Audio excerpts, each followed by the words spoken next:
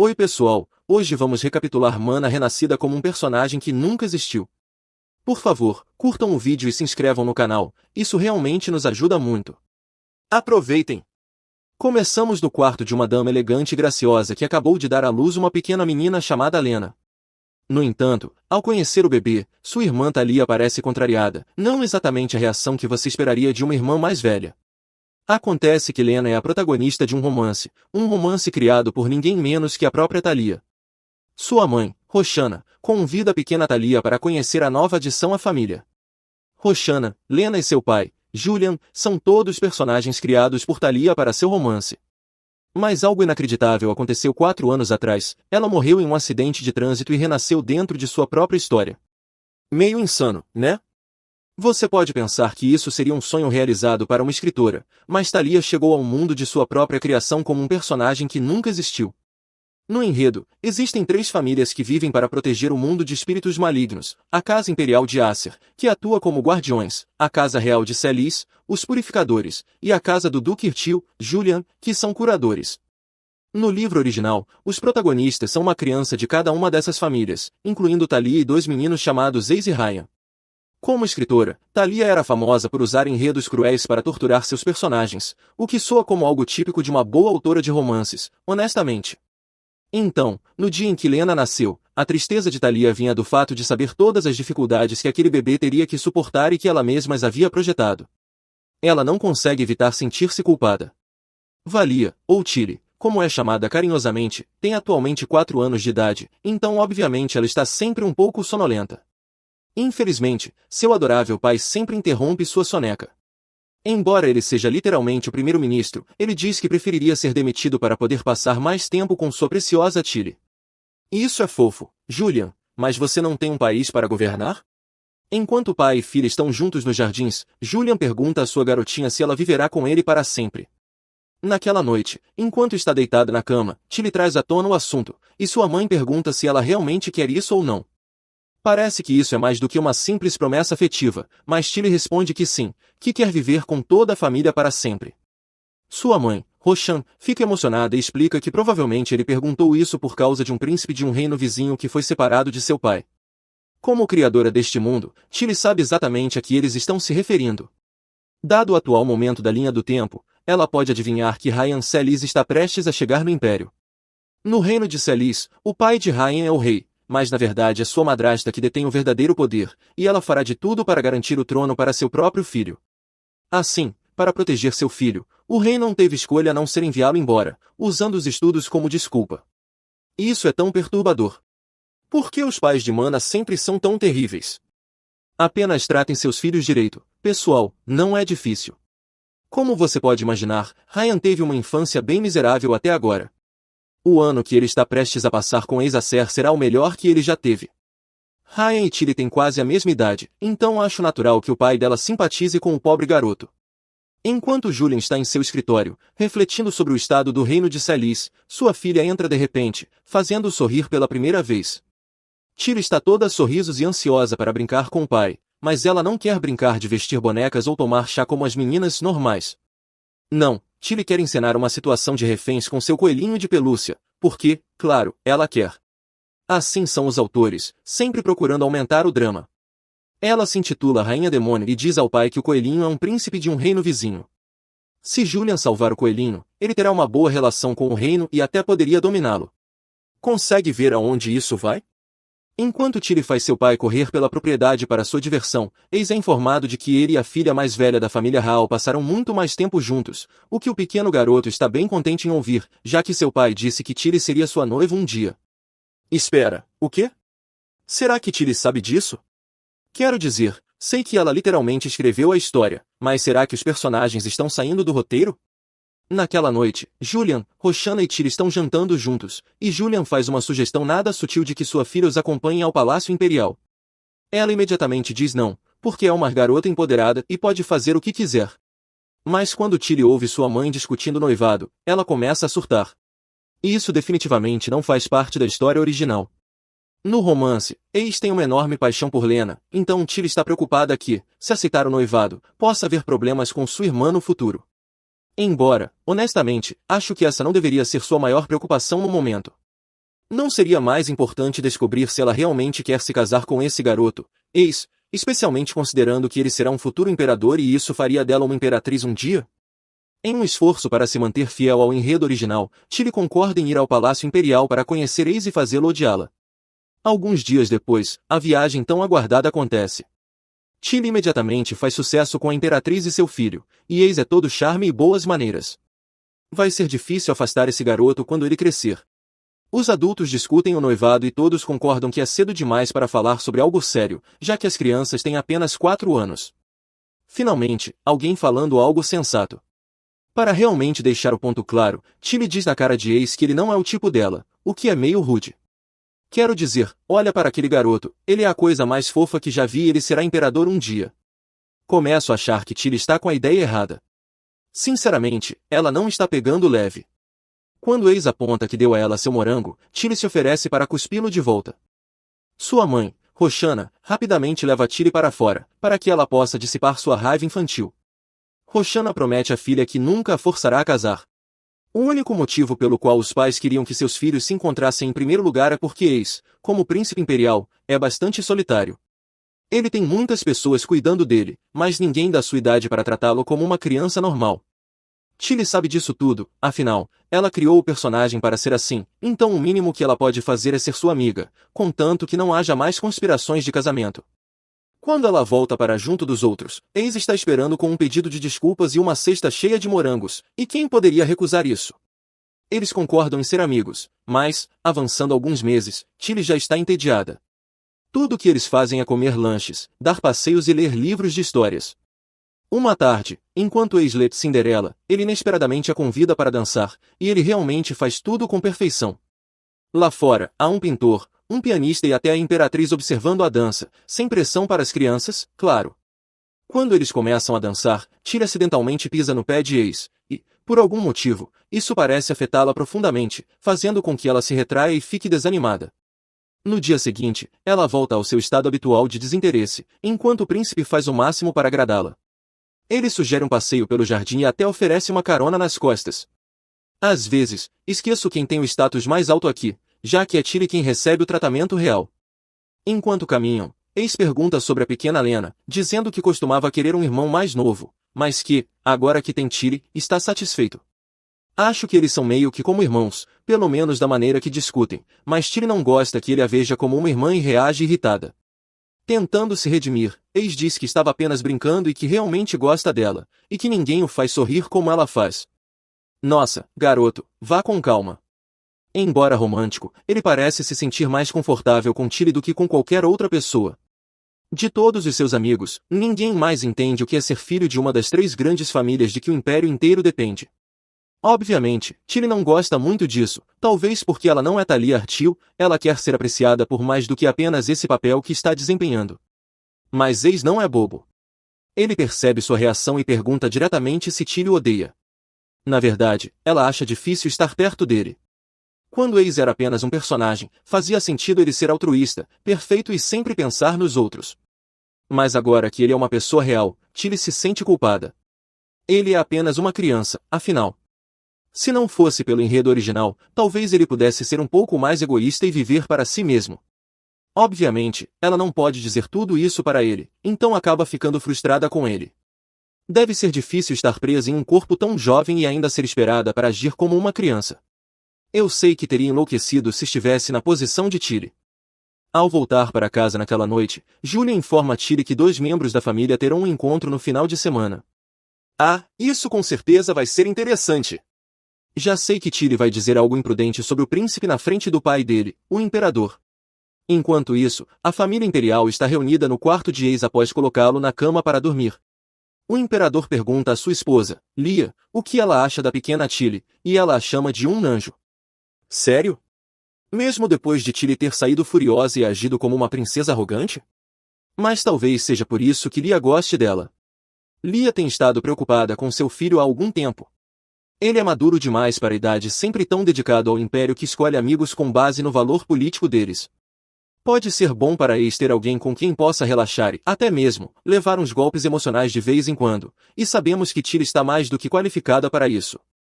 Quando as famílias se encontram naquele fim de semana, Tilly está tão mal-humorada quanto sempre, especialmente porque o imperador acabou de se tornar o terceiro membro de seu crescente fã-clube. Claramente, ela conhece seu poder diante desses adultos adoradores. Quando vê Julian tomando uma xícara de café, ela imediatamente tenta encantá-lo para conseguir um gole.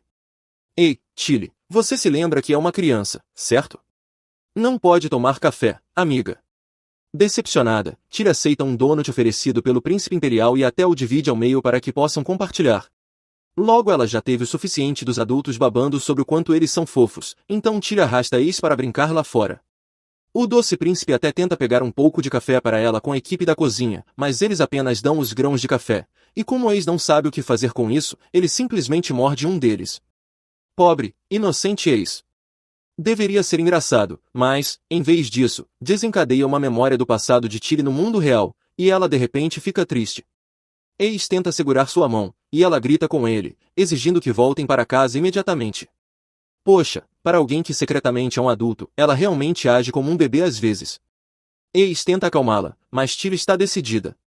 Tudo a atingiu de uma vez, o fato de que ela realmente está morta, a memória de seu irmão segurando sua mão e chorando, seria o suficiente para fazer qualquer um surtar. Ela joga seu coelhinho de pelúcia no príncipe e cai no chão, chorando. Não importa o quanto ela tente se adaptar a este mundo, tudo parece falso. Tudo o que ela realmente quer é acordar em seu próprio corpo, em sua própria vida, e ver sua mãe mais uma vez. Uau, isso ficou bem profundo de repente, e só piora. Tilly, de repente, para de segurar todos esses pensamentos emocionais profundos e diz a Ace que gostaria que eles não fossem amigos, afirmando que ele só gosta dela porque acha que deve. Ela o acusa de sempre fazer seu dever, em vez de ouvir seus sentimentos, e diz que isso machuca. No fundo, Tilly realmente gosta de Ace, mas ele está apenas tentando ser um bom filho. Certo, Tilly, vamos dar uma pausa. Você não acha que tudo isso é um pouco pesado para despejar em um garoto de 6 anos? Pobre Ace, ele não faz ideia de como lidar com tudo isso e parece muito confuso. Ele diz que realmente gosta dela, mas que se outra pessoa fosse filha de Doug-Yo, talvez ele a tratasse de maneira diferente. Acho que até eu teria dificuldade em responder isso, então não é surpresa quando ele começa a chorar. Tilly tenta confortar Aegis, dizendo que ela gosta dele exatamente como ele é, e só gostaria que ele fosse um pouco mais egoísta às vezes. Afinal, ele já é uma pessoa muito boa e, de qualquer forma, se tornará um bom príncipe imperial, então ele pode se dar ao luxo de relaxar um pouco. Nesse momento, Tilly percebe algo importante, talvez ela tenha sido colocada nesse mundo para consertar algo, para salvar alguém. Talvez ela tenha renascido por um motivo, para editar a história e cuidar dos personagens. Com isso em mente, ela oferece um ramo de oliveira a Aegis, se ele puder gostar dela por quem ela realmente é, e não pelo nome da família, então eles podem ser amigos, amigos de verdade dessa vez. Inicialmente, Aegis balança a cabeça, e Tilly quase perde a paciência antes que ele admita que não quer ser apenas amigo dela. Ele quer se casar com ela. Oh, meu Deus! Bem, essa é um pouco culpa dela. O que ela achou que iria acontecer se dissesse a ele para ouvir o próprio coração? Tilly começa o árduo processo de explicar a uma criança como funciona o casamento, mas Aegis não se deixa abater. Ele simplesmente anuncia que fará tudo o que puder para fazê-la amá-lo, para que possam se casar e viver felizes para sempre. Tudo bem, eu sei que eles ainda são crianças, mas me lembre, o que há de tão ruim em se casar com esse garoto? Ele vai ser bonito, vai ser o imperador e já está perdidamente apaixonado por ela. Se eu fosse Tilly, já teria dito sim umas 6 vezes. Tilly basicamente deseja boa sorte a ele e se vira para encontrar sua mãe parada logo atrás deles. Ela confessa imediatamente sobre ter batido na cabeça do príncipe imperial e futuro imperador, o que é surpreendentemente honesto da parte dela. Ela então pede desculpas diretamente a Aegis, que fica tão chocado que mal consegue dizer uma palavra. Roshana pede desculpas ao príncipe e suaviza a situação, concordando em levar Tilly para casa mais cedo. Enquanto isso, um menino chamado Ryan Cis finalmente entra na história, viajando sozinho em uma carruagem em direção à propriedade imperial, sem a menor ideia do que está prestes a acontecer. Tilly agora tem um novo motivo para estar irritada, sua mãe está indo embora em uma viagem de 10 dias e quase partiu sem se despedir. Parece que a viagem tem algo a ver com Ryan, mas como Tilly ainda é uma criança, há poucas informações que as pessoas compartilham com ela. Assim, ela se despede de sua mãe nos portões com um beijinho. Quando Roshana parte, Julian fica animado para ter um tempo de pai e filha, levando Tilly para ver uma peça sobre a deusa grega da comédia, a mesma deusa que inspirou o nome Thalia. Isso é um pouco confuso, já que o mundo que Tilly escreveu era dominado por uma religião com apenas um deus. De onde, então, eles aprenderam sobre os antigos gregos? Estou começando a ter a sensação de que há mais sobre esse renascimento do que parece. Depois da peça, eles vão jantar, e Julia menciona o aniversário de Tilly que se aproxima, perguntando o que ela gostaria de ganhar. Tilly não consegue pensar em muita coisa, mas, em sua vida passada, seu aniversário era no Natal, então ela silenciosamente deseja que neve no próximo aniversário. Enquanto eles comem massa e bife no jantar, Roxana, a lenda, está salvando a vida do pequeno Ryan. Algo deu errado em sua jornada, e ela o resgata no último minuto, antes que sua carruagem caísse montanha abaixo. Mas alguém sente algo suspeito? Isso não parece um acidente para mim. Tilly começa a se sentir triste e entediada 11 dias após a partida de sua mãe. Ela não tem vontade de brincar ou fazer qualquer outra coisa, até que sua empregada lhe promete um pão marrom especial se ela se levantar e se divertir um pouco. Sério, Tilly? Quem diria que algo tão simples como pão marrom motivaria uma garota de uma família nobre? Após uma brincadeira com bonecas, Tilly ouve Baby Lena chorando do outro lado do corredor. Lena tem tido mais acessos de raiva ultimamente, mas assim que vê sua irmã mais velha, ela se acalma. Então, Tilly manda a empregada embora e decide cuidar de Lena sozinha. As duas acabam cochilando juntas, e quando Tilly acorda, ela encontra uma adorável pilha de pães esperando por ela. Além disso, a empregada traz notícias. Um novo amigo está chegando para ficar na casa dos Hall por um tempo. 3 adivinhações de quem é. Tilly responde teimosamente que já tem um amigo, como se houvesse um limite para isso, mas quando é anunciado que sua mãe chegou, ela corre para fora e encontra Roxana acompanhada por ninguém menos que Ryan Salis, o protagonista masculino do romance original. Mas ele deveria estar com Aegis no Palácio Imperial. O que ele está fazendo ali? Tilly não sabe por que a trama está toda confusa, mas oferece a Ryan um pedaço de seu pão especial. Na verdade, ela se mostra bem mais amigável com ele do que jamais foi com Aegis. Talvez seja porque Ryan já tenha passado por muito mais crueldades naquela idade, e isso fica claro em sua postura retraída e desanimada. A mulher que o acompanha também não parece ser muito gentil, provavelmente enviada pela madrasta malvada de Ryan para vigiá-lo. Tendo isso em mente, Tilly decide ser bondosa com ele e estende uma rara oferta de amizade. Espero que ela consiga fazer com Ryan o que fez com Aegis, pois esse garoto realmente parece precisar de um amigo. No momento em que Tilly pega a mão de Ryan, ele começa a corar. Ela pergunta à mãe se eles podem fazer um piquenique no jardim enquanto esperam Julian chegar em casa. A ideia parece encantadora para todos, exceto para a mulher de aparência malvada que veio com Ryan. Sinceramente, eu apostaria que essa bruxa está trabalhando para a madrasta do garoto. Se você me perguntar, ela definitivamente não esperava que Ryan fosse salvo por Roxana. Falando nisso, a própria Roxana oferece a eles o anexo da casa para ficarem e até providencia um mordomo para atender a todas as suas necessidades. Tilly rapidamente o coloca do seu lado, oferecendo-lhe um cargo como um dos 4 lordes da Rainha Demônio, desde que ele concorde em conspirar com ela. Toda essa brincadeira de Rainha Demônio é fofa, mas, pensando bem, Tilly está fazendo amigos muito estratégicos ao atribuir papéis às pessoas em seu jogo. Ryan tem o potencial de se tornar uma figura muito poderosa, caso herde sua mãe, e esse mordomo aparentemente discreto na verdade gerencia a organização de inteligência de Julian. Nossa menina Tilly não está brincando, ela está formando um verdadeiro time. Empolgada com seu novo amigo e a perspectiva do piquenique, Tilly corre para dentro do palácio. Tilly cai de cara no chão bem na frente de Ryan. Acho que seu corpo ainda é de uma criança de 5 anos, mesmo que ela tenha a mente de uma adulta novelista. Como a boa mãe que é, Roxana abraça a filha para fazê-la se sentir melhor e até dá um momento de carinho para Ryan também, carregando-o para ver Baby Lena antes de sair para se trocar. A empregada responsável pelos cuidados de Lena se apresenta a Ryan, que parece um pouco sobrecarregado com tantas caras novas. Na verdade, ele está completamente sobrecarregado. Tilly mal consegue resistir à fofura do garoto quando ele começa a chorar. Temos que lembrar que o personagem que ela escreveu sempre foi alguém que mantinha a guarda alta, cresceu sem confiar em ninguém e sempre agia de forma fria. Mas talvez, desta vez, ele tenha a chance de ser mais suave. Talvez Ryan seja o que ela veio salvar. O único problema é que Ryan é uma peça fundamental da trama original do livro. É ele quem um dia crescerá para salvar o mundo de um espírito maligno. Talvez ele precise passar por uma infância difícil para fazer isso. Mas, pensando bem, muitas coisas já aconteceram que não estavam na trama original. Para começar, Tilly existe. Quem pode dizer o que acontecerá a partir de agora? Quando todos se acomodam, Ryan começa a devorar os doces como se não houvesse amanhã. Tilly descobre sobre o ataque e por que seus pais decidiram acolhê-lo, em vez de deixá-lo ficar no Palácio Imperial. Ela tem suas próprias suspeitas sobre quem organizou o ataque, mas a autora da história está mais interessada em saber por que seus pais decidiram desviar da trama e cuidar dele por conta própria. Talvez Julian tenha levado a sério o conselho dela quando ela sugeriu que ele cuidasse de um príncipe do reino vizinho. Qualquer que seja o motivo, estou feliz que Ryan esteja seguro ao lado deles agora. O pobre garoto claramente foi negligenciado e maltratado metade de sua vida. Ryan nem acredita a princípio quando dizem que há jantar esperando por ele. Tilly lhe garante que, de agora em diante, eles vão comer café da manhã, almoço e jantar juntos, com alguns lanches entre as refeições, é claro. Toda a família se senta para a refeição naquela noite, mas Ryan está visivelmente tenso sob os olhares vigilantes da governanta. Ela tem um cronograma ridículo planejado para ele, com aulas durante todo o dia. Obviamente, Tilly não quer deixá-lo sozinho o dia todo com essa mulher malvada, então ela decide se juntar a ele, o que é bastante altruísta, se me perguntar. Se eu tivesse renascido como uma criança de 5 anos, a última coisa que me viriam fazendo seria estudando. Os pais de Tilly ficam tão chocados que insistem que as crianças estudem juntas.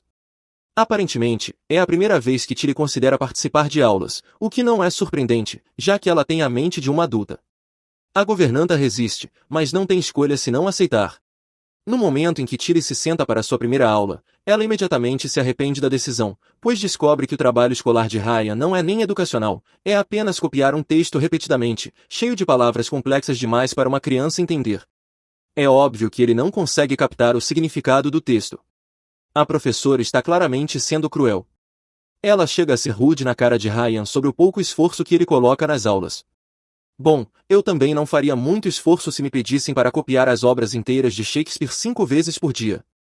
Em um determinado dia, Tilly pressiona Ryan a ir ao banheiro, e assim que ele sai, ela se vira para o professor e rasga o texto que ele estava forçando Ryan a copiar, perguntando sob as ordens de quem ele estava agindo.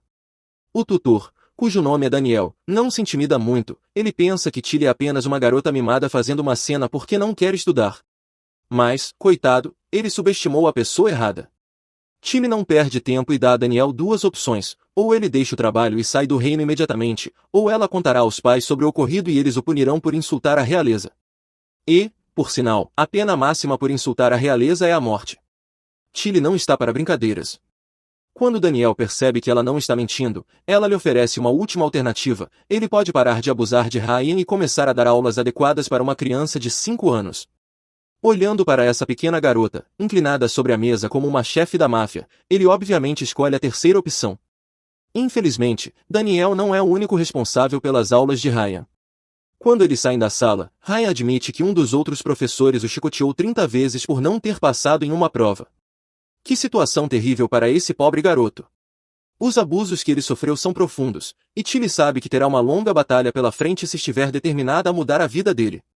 Ela pede à sua empregada para cancelar o resto das aulas do dia e leva Ryan para brincar ao ar livre. Tilly faz uma coroa de flores e a coloca na cabeça dele, tentando com todas as suas forças não gritar de tão fofo que ele fica. Quando a empregada de Tilly chega correndo, recebemos um pouco mais de contexto sobre a história dela, uma amiga de infância de Roshana, que, na trama original, deveria ter tirado a própria vida após a morte de seu filho e um desentendimento com o marido. Mas nesta versão, ela recebeu o pequeno bebê Thalia para cuidar, e isso lhe deu uma razão para viver. É uma pequena mudança na trama original, mas que salvou uma vida. Mais uma maneira pela qual Tilly está consertando as coisas para melhor. Ela informa as crianças que conversou com o mordomo e que não haverá mais problemas com as aulas de Ryan. No futuro, ela diz a eles para irem diretamente até ela se algo mais acontecer. Afinal, ela é a rainha demônio. Um mês se passa e Tilly e Ryan estão se dando muito bem. Ele ganhou mais força e até um pouco de peso. Os professores foram devidamente colocados em seus lugares, mas a governanta, Matilda, ainda está por perto, provavelmente reportando tudo à madrasta malvada de Ryan. Por outro lado, o aniversário de Tilly está chegando. Ela já fez aquele desejo absurdo de querer neve, mas também pediu biscoitos de chocolate para que Ryan pudesse experimentá-los. Esses dois são tão doces juntos. Na manhã de seu aniversário, Tilly acorda se sentindo pesada e cansada. Sua mãe a levanta da cama, tentando animá-la. Tanto sua mãe quanto Julian estão de folga, então é hora de se divertir em família. Apesar do cansaço, Tilly fica quieta e obediente enquanto as empregadas a lavam e a vestem. Sua mãe até coloca uma tiara bem bonita nela. Para sua surpresa, seu desejo mais absurdo se realizou. Está realmente nevando, mesmo que ainda seja o início do outono. Julian fica surpreso com a situação, não sabendo se é algo fofo ou um pouco sinistro devido à neve. Devido ao tempo frio, eles decidem realizar as celebrações de aniversário dentro de casa. Quando Tilly desce as escadas, encontra um enorme bolo de 5 andares, tão grande que chega a ser um pouco absurdo. Ryan está lá também e tem um presente só para ela, embora o deixe cair ao ouvir Tilly mencionar Aegis. Na verdade, é um bom ponto, onde tem estado aquele garoto no último mês. Não o vimos por um tempo. Ryan parece não gostar da ideia de Tilly ter outro amigo, e nem mesmo deseja ser amigo de Aegis. Talvez ele esteja apenas nervoso com a ideia de ter uma nova presença por perto. Ele pede a ela para segurar sua mão, pois está muito tímido. Logo, Aegis e sua mãe chegam. Aegis cumprimenta Ryan calorosamente, enquanto o pobre garoto parece apenas ficar ali, estressado, o que é compreensível. Enquanto Aegis está todo sorrisos, ele faz questão de pegar a outra mão de Tilly. Que fofo, eles estão se tornando possessivos já. Como qualquer adulto preso no corpo de uma criança, Tilly se sente um pouco estranha ao soprar as velas do bolo. Será que agora ela tem 5 anos ou 33? É meio assustador pensar nisso. No ano passado, ela desejou acordar desse sonho maluco, mas este ano seu desejo é que todos tenham um final feliz, como no livro. É hora dos presentes. Aegis deu a Tilly um pequeno gato de pelúcia, enquanto Ryan deu a ela biscoitos de chocolate, exatamente como ela havia pedido. Ela dá uma pequena mordida antes de oferecê-los aos meninos, que de alguma forma transformam até isso em uma competição. A Imperatriz também tem um presente, uma linda caixa de joias, dentro da qual há uma coroa. É importante entender que este presente não é apenas bonito, a família imperial presenteando a filha de outra família com uma coroa significa que eles a aceitam como a princesa herdeira. Isso é doce e tudo, mas não tinham cancelado o noivado? O imperador parece um pouco desconfortável, então imagino que isso seja coisa de Pus ou talvez de seus filhos, que são tão teimosos em sua obsessão por Tilly. A festa se transfere para fora, onde as crianças brincam na neve e os pais assistem de longe. Os meninos tentam fazer um boneco de neve, mas parecem totalmente incapazes de trabalhar juntos. Aegis não quer ter nada a ver com Ryan e vice-versa. Então, Tilly simplesmente os junta e forma um grande boneco de neve. É estranho vê-los em conflito assim. No romance original, eram melhores amigos, mas claramente a presença de Tilly mudou a linha do tempo. Não seria a primeira vez que algo mudaria por causa dela. É apenas uma questão de tempo até que um deles se comporte mal. Enquanto as crianças estão brigando por causa de Tilly, Ryan empurra Aegis para o chão. Ele não está realmente ferido. O único dano é quando Tilly grita com Ryan, claramente desencadeando algo de seu passado abusivo. Ela se desculpa, mas diz firmemente que ele não deve empurrar um amigo assim. Parece que o dano já está feito. Ryan também se desculpa, mas está retraído e quase desanimado vendo quão chateada Tilly está. Enquanto Tilly tenta lidar com a situação, ela fica aliviada ao ver que Aegis parece ser sensato e rápido para resolver as coisas. Ele decide que vai se reconciliar com Ryan e percebe que brigar por causa de Tilly só vai fazer com que ela os odeie. Então, ele também concorda em ser amigo de Ryan daqui para frente. Pelo menos uma das crianças está sendo inteligente e sensata. Tilly agradece, mas lembra Aegis de se colocar em primeiro lugar. Ela não quer que ele seja amigo de Ryan apenas por obrigação, pois isso poderia torná-lo um capacho. Como sempre, Aegis responde de forma encantadora, dizendo que só é um capacho por causa de Tilly, porque a gosta mais do que qualquer outra coisa. Depois que Aegis vai embora, Tilly fica pensando em como consertar as coisas para Ryan. Ela pode monitorá-lo e garantir que esteja protegido enquanto estiver com eles, mas uma vez que ele voltar para casa, tudo voltará ao normal. De acordo com o enredo original, ele só deveria ficar fora por 1 ano. Então, como ela vai conseguir mudar a vida dele em apenas 1 ano? Essa pobre garota sempre carrega o peso do mundo em seus ombros e tem apenas 5 anos. Enquanto isso, Ryan está chorando no colo de Roshana quando Aegis entra. Ele se levanta imediatamente para se desculpar com o príncipe imperial, que aceita o pedido de desculpas com um aperto de mão. Mas não seria Aegis se ele não marcasse seu território. Ele explica a Ryan que gosta de Tilly de uma maneira especial, aquele tipo de maneira que leva a casamentos algum dia. Caramba, Aegis, já está marcando o seu território cedo no jogo. Ele também garante a Ryan que nenhum dos dois perderá Tilly só porque o outro está por perto. Eles podem todos ser amigos e se dar bem juntos. Nada vai mudar isso. Eles concordam em se tornar amigos, e Ryan, encantado com o pequeno anjo loiro, até concorda em ajudar a fazer com que Tilly goste dele de uma maneira especial também. Ah, Ryan, amigo, você sabe no que está se metendo? Tem uma forte sensação de que ele tem sentimentos especiais próprios. Naquela noite, quando Tilly vai para a cama, seu corpo se sente estranhamente pesado. Ela acorda sozinha e encontra um homem estranho em seu quarto. E não é apenas um homem estranho, o cara na ponta da sua cama se parece com Ryan já crescido, embora ele diga que o verdadeiro Ryan está dormindo tranquilamente em seu quarto. O homem avisa que ela sentirá muita dor quando acordar, já que ela usou seu poder divino para fazer nevar sem nem perceber que estava fazendo isso. E como ela é muito jovem para estar exercendo esse poder, isso vai custar seu corpo. Tudo isso parece errado para Tilly.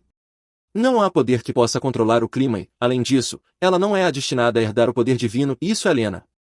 O estranho é muito misterioso e, honestamente, não é muito útil, mas ele avisa para que ela não faça mais desejos até se tornar adulta, ou então o preço que ela pagará será tão alto que começará a afetar sua expectativa de vida. Que mensagem alegre para receber no seu aniversário. Assim que ele diz isso, na manhã seguinte, Tilly está doente e exausta. O médico da família diz que é apenas um resfriado e que ela só precisa de descanso, mas essa garota tem muito mais do que apenas a gripe em mente no momento. Ela nunca esteve doente antes. Na verdade, como membro de uma das 3 famílias, ela foi batizada ao nascer, o que lhe deu acesso aos poderes divinos e também a tornou um pouco mais imune fisicamente do que uma pessoa comum. Por isso, um simples resfriado é um grande problema para alguém como ela. O príncipe Ryan está tão preocupado que passou toda a manhã esperando fora de seu quarto. Ele não pode entrar, caso também acabe pegando a doença, então Tilly pede à criada que o afaste e o distraia com todos os seus brinquedos. Ela passa um dia miserável sozinha, suando na cama, mas ninguém está passando por um momento pior do que Julian. Ele está extremamente preocupado, não apenas com a saúde dela, mas porque acha que pode saber o motivo pelo qual ela adoeceu. Quando uma criança descobre seus poderes divinos, isso é chamado de despertar. A pessoa mais jovem a ter um foi, na verdade, um ancestral de Julian, que teve seu despertar aos 10 anos e morreu aos 22. Isso não parece promissor para Tilly, ela realmente precisa tomar cuidado para não usar acidentalmente seus poderes se quiser alcançar a idade adulta. Outro motivo para a inquietação de Julian é que um despertar precoce na geração de suas crianças é um presságio de que o espírito maligno está prestes a retornar, o que é tão ruim quanto parece. Com tudo isso em mente, Julian vai para casa mais cedo para visitar sua filha. Ela já está se sentindo muito melhor após uma refeição e alguns medicamentos, na verdade, está tão bem que exige biscoitos. Então, o Duque leva RY a uma doceria para pegar alguns para ela. Eles retornam com praticamente um estoque inteiro de doces, despejando-os na cama de Tilly para quando ela acordar. Me lembre por que a vida fictícia dela é tão ruim novamente? Acho que eu trocaria de lugar com ela num piscar de olhos. Na manhã seguinte, Tilly volta a ser a mesma de sempre, sorridente, e a primeira coisa que ela quer fazer é brincar com seus amigos. Ela corre para encontrar Ryan e Ace se dando bem como melhores amigos. Eles até desenharam uma imagem dos 3 juntos com o boneco de neve. Embora estejam felizes por vê-la, parecem um pouco preocupados, já que não é comum alguém como eles pegar um resfriado. Eles temem que ela fique doente novamente. As pessoas já estão suspeitando de um despertar, então ela os tranquiliza dizendo que é tudo por causa de um desejo que fez. Ela desejou que todos fossem felizes, embora possa demorar um pouco, eventualmente isso se tornará realidade. Isso é realmente fofo e faz perfeito sentido para uma criança de 5 anos. Infelizmente, Tilly está brincando de forma imprudente com toda essa questão de desejos. Ela está tão desesperada para corrigir os erros em seu mundo que começa a fazer mais desejos para tentar ajudar seus amigos. Quase imediatamente, ela recebe outra visita de um Ryan mais velho, que a adverte contra essa ideia. Ouça, Tilly, você nem vai chegar aos 18 se continuar assim. Ele faz com que ela prometa não usar seus poderes até pelo menos os 15 anos. Tilly concorda, mas apenas verbalmente, ela não tem intenção de manter essa promessa. O misterioso Ryan, que também não é o Ryan, pergunta quem ela é para poder usar poderes divinos sem fazer parte do plano de destino. Acho que se ela contasse a esse cara que criou todo esse mundo, ele teria um aneurisma. Então, ela simplesmente diz que também não sabe. Tudo o que ela sabe é que está aqui para salvar alguém. O que é menos claro é se ela pode realmente salvar uma pessoa sem alterar o tecido deste universo. Então, ela lhe revela seu verdadeiro nome, pela primeira vez desde que chegou a este mundo. É M1, M de dragão, o que é incrivelmente legal. Eu acho que esses dois são espíritos afins de algum tipo, parece que estão forjando um vínculo forte em todos esses encontros oníricos. Depois de lhe contar seu nome, Ryan a trata como um segredo. Na verdade, há alguém que ela deve salvar, mas de forma irritante, ele não diz quem é e apenas menciona que ela os encontrará em breve. Ótimo, Obrigado por isso, Ryan, sempre tão útil. Ele também não visitará mais seus sonhos, então lhe diz para não usar seus poderes divinos e colocar sua saúde em risco. Ele deixa com ela uma última dica: o destino pode mudar mesmo sem o uso de seus poderes. Algumas coisas já mudaram e podem acabar causando problemas no futuro. Esse cara fez um curso de atuação? Sério, ele continua soltando dicas vagas como um Nostradamus sexy. Ele a deixa com um beijo na testa e diz adeus. No dia seguinte, Julian compartilha uma carruagem com Altdeus, juiz do reino de Selus. Ele veio visitar porque, e você não vai acreditar, Julian quer adotar Ryan. Ele já preencheu a papelada e quer que esse juiz ajude a convencer o rei Catan Celis a dar seu filho. Diels o alerta de que há muitas forças em jogo no reino atualmente, mesmo que Ryan seja claramente odiado pela esposa do rei, ele ainda é um príncipe, e não é como se eles fossem simplesmente entregá-lo. Quando chega em casa, Julian trata tanto Ryan quanto Tilly como seus próprios filhos. Ele até comprou um presente para ambos. Não leva muito para Tilly perceber qual é o plano de seu pai. Como Tilly, ela está empolgada por ter um irmão mais velho e por manter Ryan a salvo de seus parentes malignos. Mas, como autora da história, ela sabe que qualquer adoção será anulada. Aparentemente, algum profeta tem uma profecia que mudará tudo, mas profecias e adoções não significam nada se a babá maligna de Ryan conseguir chegar até ele primeiro, e parece que ela está com sede de sangue. Tilly não é burra, ela já está suspeitando da babá e dos tutores. A palavra sobre adoção já deve ter se espalhado e eles têm estado estranhamente quietos, mesmo que seja bem claro o que acontecerá com eles se tudo ocorrer. Enquanto está profundamente pensativa, ela esbarra em Aegis, que lhe diz que Ryan está na sala de jogos com uma criada. Não querendo deixá-lo sozinho nem por um momento, Tilly vai diretamente para lá. Eles o encontram perfeitamente seguro, desenhando um presente para Julian. Ele parece ter mudado completamente de lealdades, ele até chama seu pai de mentiroso, que não o ama. Bem, isso é bastante sombrio para uma criança de 6 anos. Tudo isso vem no encalço de uma carta enviada pelo rei Catan. Ele soube sobre a adoção e disse que a mãe de Ryan ficaria triste no céu se soubesse, o que é distorcido, se você me perguntar. Ele está tentando manipular a situação? No dia seguinte traz um esforço especial de Ace para encontrar Ryan quando ele se desvia. Parece que a urgência de Tilly se espalhou, agora todos estão um pouco preocupados em deixá-lo sozinho. Ace sugere que eles vão desenhar um quadro para Roshana, já que ele fez um para Julia ontem. Ryan parece realmente fazer parte da família agora, ele até dorme com eles naquela noite. No dia seguinte, eles devem assistir ao batismo de Lena. O Duque e a família Artil, junto com suas filhas, farão uma longa jornada para encontrar os profetas. Ryan ficará com sua fiel criada Mia enquanto eles estiverem fora. Todos acham que será uma viagem curta e, quando retornarem, finalizarão a adoção. Mas, no livro de Tilly, tudo muda após o batismo de Lena. Os profetas darão uma profecia sobre o retorno do espírito maligno e, depois disso, Ryan terá que voltar para casa. Parece que tudo que eles construíram está prestes a ser destruído, e é tudo por causa de Tilly. Alguns dias depois, a família Artil chega à sede dos profetas. Eles são recebidos pelo sacerdote Lumos, que cuida de Tilly enquanto Lena e seus pais vão ao santuário interno para uma ablução, seja lá o que isso signifique. O sacerdote Lumos é muito gentil com Tilly, oferece-lhe caramelo e conta que foi ele quem a batizou anos atrás. Enquanto a mostra ao redor do templo, Tilly aponta para um corredor e pergunta para onde ele leva. O sacerdote Lumos a convida a ir até lá, dizendo que a profetisa aguarda para dar uma profecia que só ela pode ouvir. Finalmente, obtemos um pouco de background sobre essa pessoa misteriosa dos profetas. Ela é quem recebe as profecias e ajudará os protagonistas a encontrar seus caminhos para cumpri-las, pelo menos é isso que ela faz no livro. Mas, no livro, Tilly não é quem recebe a profecia, é Lena. Quando Tilly entra, encontra a profetisa em oração. Ela se levanta antes que Tilly chegue, pois não podia mover um músculo nos 20 dias antes de uma criança ser batizada. Durante esse tempo, a profetisa só pode orar. Aposto que ela estava realmente feliz quando Tilly entrou. Durante suas orações, ela tem visões da vida da criança, tanto do passado quanto do futuro, embora haja um limite para o quão longe ela pode ver. Todas as suas visões param no momento em que Lena e Ryan se casam após derrotar o espírito maligno e cavalgam juntos para o pôr do sol.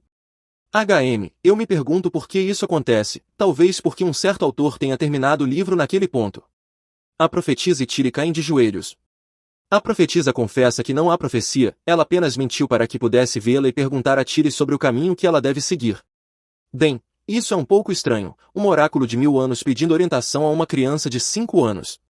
Tenho certeza de que deveria ser o contrário. A profetisa parece ter perdido a fé em sua religião, então ela implora a Tilly para responder suas preces e salvar este mundo. Sem pressão, ou qualquer coisa assim. Acho que nunca pensei nisso dessa forma antes, mas a profetisa está certa. O final feliz no livro foi exatamente isso, o fim do mundo como os personagens o conheciam. Talvez essa seja a verdadeira razão pela qual Tilly está aqui, para salvá-los do espírito maligno e garantir que seu mundo continue existindo após o término da história. Tilly está um pouco assustada, o que é compreensível. Apesar da visão perturbadora da profetisa, ela não parece saber a verdade completa sobre quem Tilly realmente é. Então, por que ela está pedindo a Tilly, de todas as pessoas, para salvar o mundo? A profetisa dá uma resposta surpreendente, porque Tilly salvou alguém no momento em que nasceu. Assim que Roxana deu à luz sua filha mais velha, Mia, a criada que estava fadada a tirar sua própria vida, encontrou um novo propósito e mudou seu destino. E agora, Tilly está tentando salvar Ryan. Parece que seu verdadeiro destino é salvar a todos, não apenas uma pessoa neste mundo mágico. Então, ela pergunta à profetisa o que pode fazer para salvar seu mundo. A antiga mulher começa a chorar, agradecida por finalmente ter chegado a Salvador pelo qual orou. 20 dias após seu encontro fatídico, Lena é batizada e a profecia original é dada. O retorno do espírito maligno é anunciado, e os filhos desta geração são proclamados como os guardiões. Para todos os outros, isso é uma notícia terrível. Quando a notícia chega ao Palácio Imperial, o Imperador Pus fica horrorizado. Junto com a notícia, vem uma carta da profetisa pedindo que Pus detenha Matilda, a babá, imediatamente. No entanto, parece que pode ser tarde demais, o pequeno Ryan tosse um punhado de sangue antes de desmaiar no chão ao seu lado. Não consigo acreditar que ela conseguiu fazer isso, certamente ele não está morto. O que isso significaria para a profecia? Quando chegam a Matilda, a encontram em um estado semelhante de doença. O médico diz que é provável que ela tenha ingerido o veneno que usou para prejudicar o príncipe. Os servidores estão certos, aquela mulher horrível. O imperador ordena que ela seja mantida viva por enquanto. Mais importante do que ela é Ryan, o pobre bebê que está lutando pela vida na cama. Ace está ao seu lado chorando quando Mia chega para tranquilizá-lo, dizendo que o príncipe vai melhorar, mesmo que ele ainda se sinta culpado. Tilly pediu para ele ficar ao lado de Ryan, mas ele não conseguiu impedir que fosse envenenado. Eles até comeram a mesma comida, que Matilda deve ter manipulado com muita habilidade. Mia diz a ele que não é culpa dele e os dois rezam juntos pela recuperação rápida de Ryan. Pouco depois, Roxana retorna de sua viagem e está furiosa. Ela assume o controle do imperador, literalmente o derrubando para forçá-lo a dormir. Às vezes, é isso que você precisa fazer quando as pessoas não ouvem, você sabe? Tilly correu para Ryan assim que chegaram. Se Ace estava se sentindo culpado, o que Tilly está sentindo é 10 vezes pior. Isso nunca aconteceu no livro original. Mais uma vez, sua existência causou dor e escuridão para seus entes queridos, não importa o quanto ela tente salvá-los. Recusando-se a deixar Ryan sofrer, ela toca seu rosto e deseja tirar sua dor para que ele possa acordar curado. Ah, Tilly, isso é fofo e tudo, mas você realmente precisa parar de fazer desejos, isso está se tornando perigoso. 2 dias depois, o imperador acorda do sono induzido por Roxana. A imperatriz transmite a notícia da recuperação de Ryan. Eles nunca encontraram um antídoto mas, de alguma forma, o veneno deixou seu corpo e ele se recuperou completamente. Desde então, Aegis e Tilly têm estado doentes com a gripe, então é bem óbvio o que aconteceu. Acho que está tudo bem se os dois compartilharam a carga. Isso significa que os poderes divinos de Aegis também despertaram? Enquanto isso, Roxana tem liderado a investigação sobre a morte dele, embora eu não saiba se ela está investigando propriamente ou apenas buscando vingança. Aparentemente, ela deu um soco na cabeça de Matilda e a deixou com uma concussão. Eu realmente não posso culpá-la, especialmente após a descoberta mais recente de sua traição. Descobriu-se que a horrível carta manipuladora do rei foi forjada pela própria Matilda. Eu sabia. O rei não é exatamente o pai do ano, mas eu sabia que ele não seria tão cruel. Além da manipulação psicológica, ela também polvilhou pó de veneno na carta antes de entregá-la ao príncipe. Ele provavelmente tem ingerido isso em pequenas quantidades há um tempo. Como alguém pode ser tão cruel com uma criança pequena, eu nunca vou entender. Tudo o que posso dizer é que espero que Matilda receba o final que merece.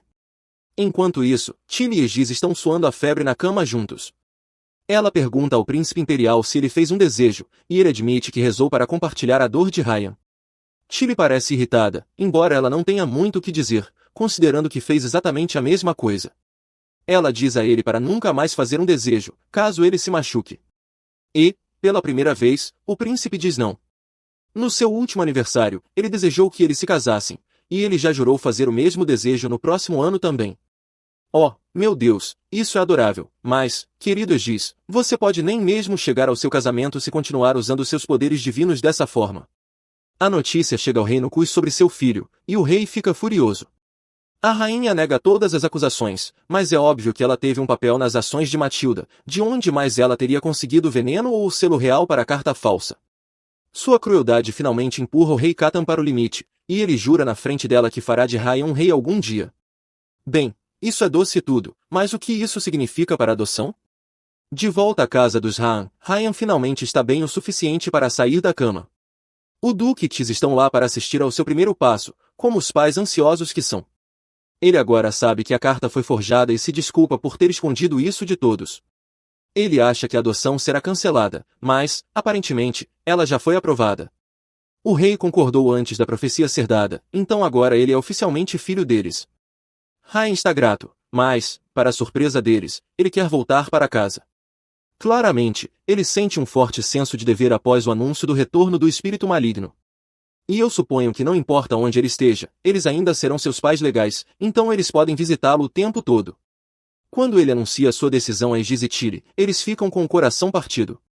Tilly simplesmente se recusa a deixá-lo partir e até mesmo grita com ele.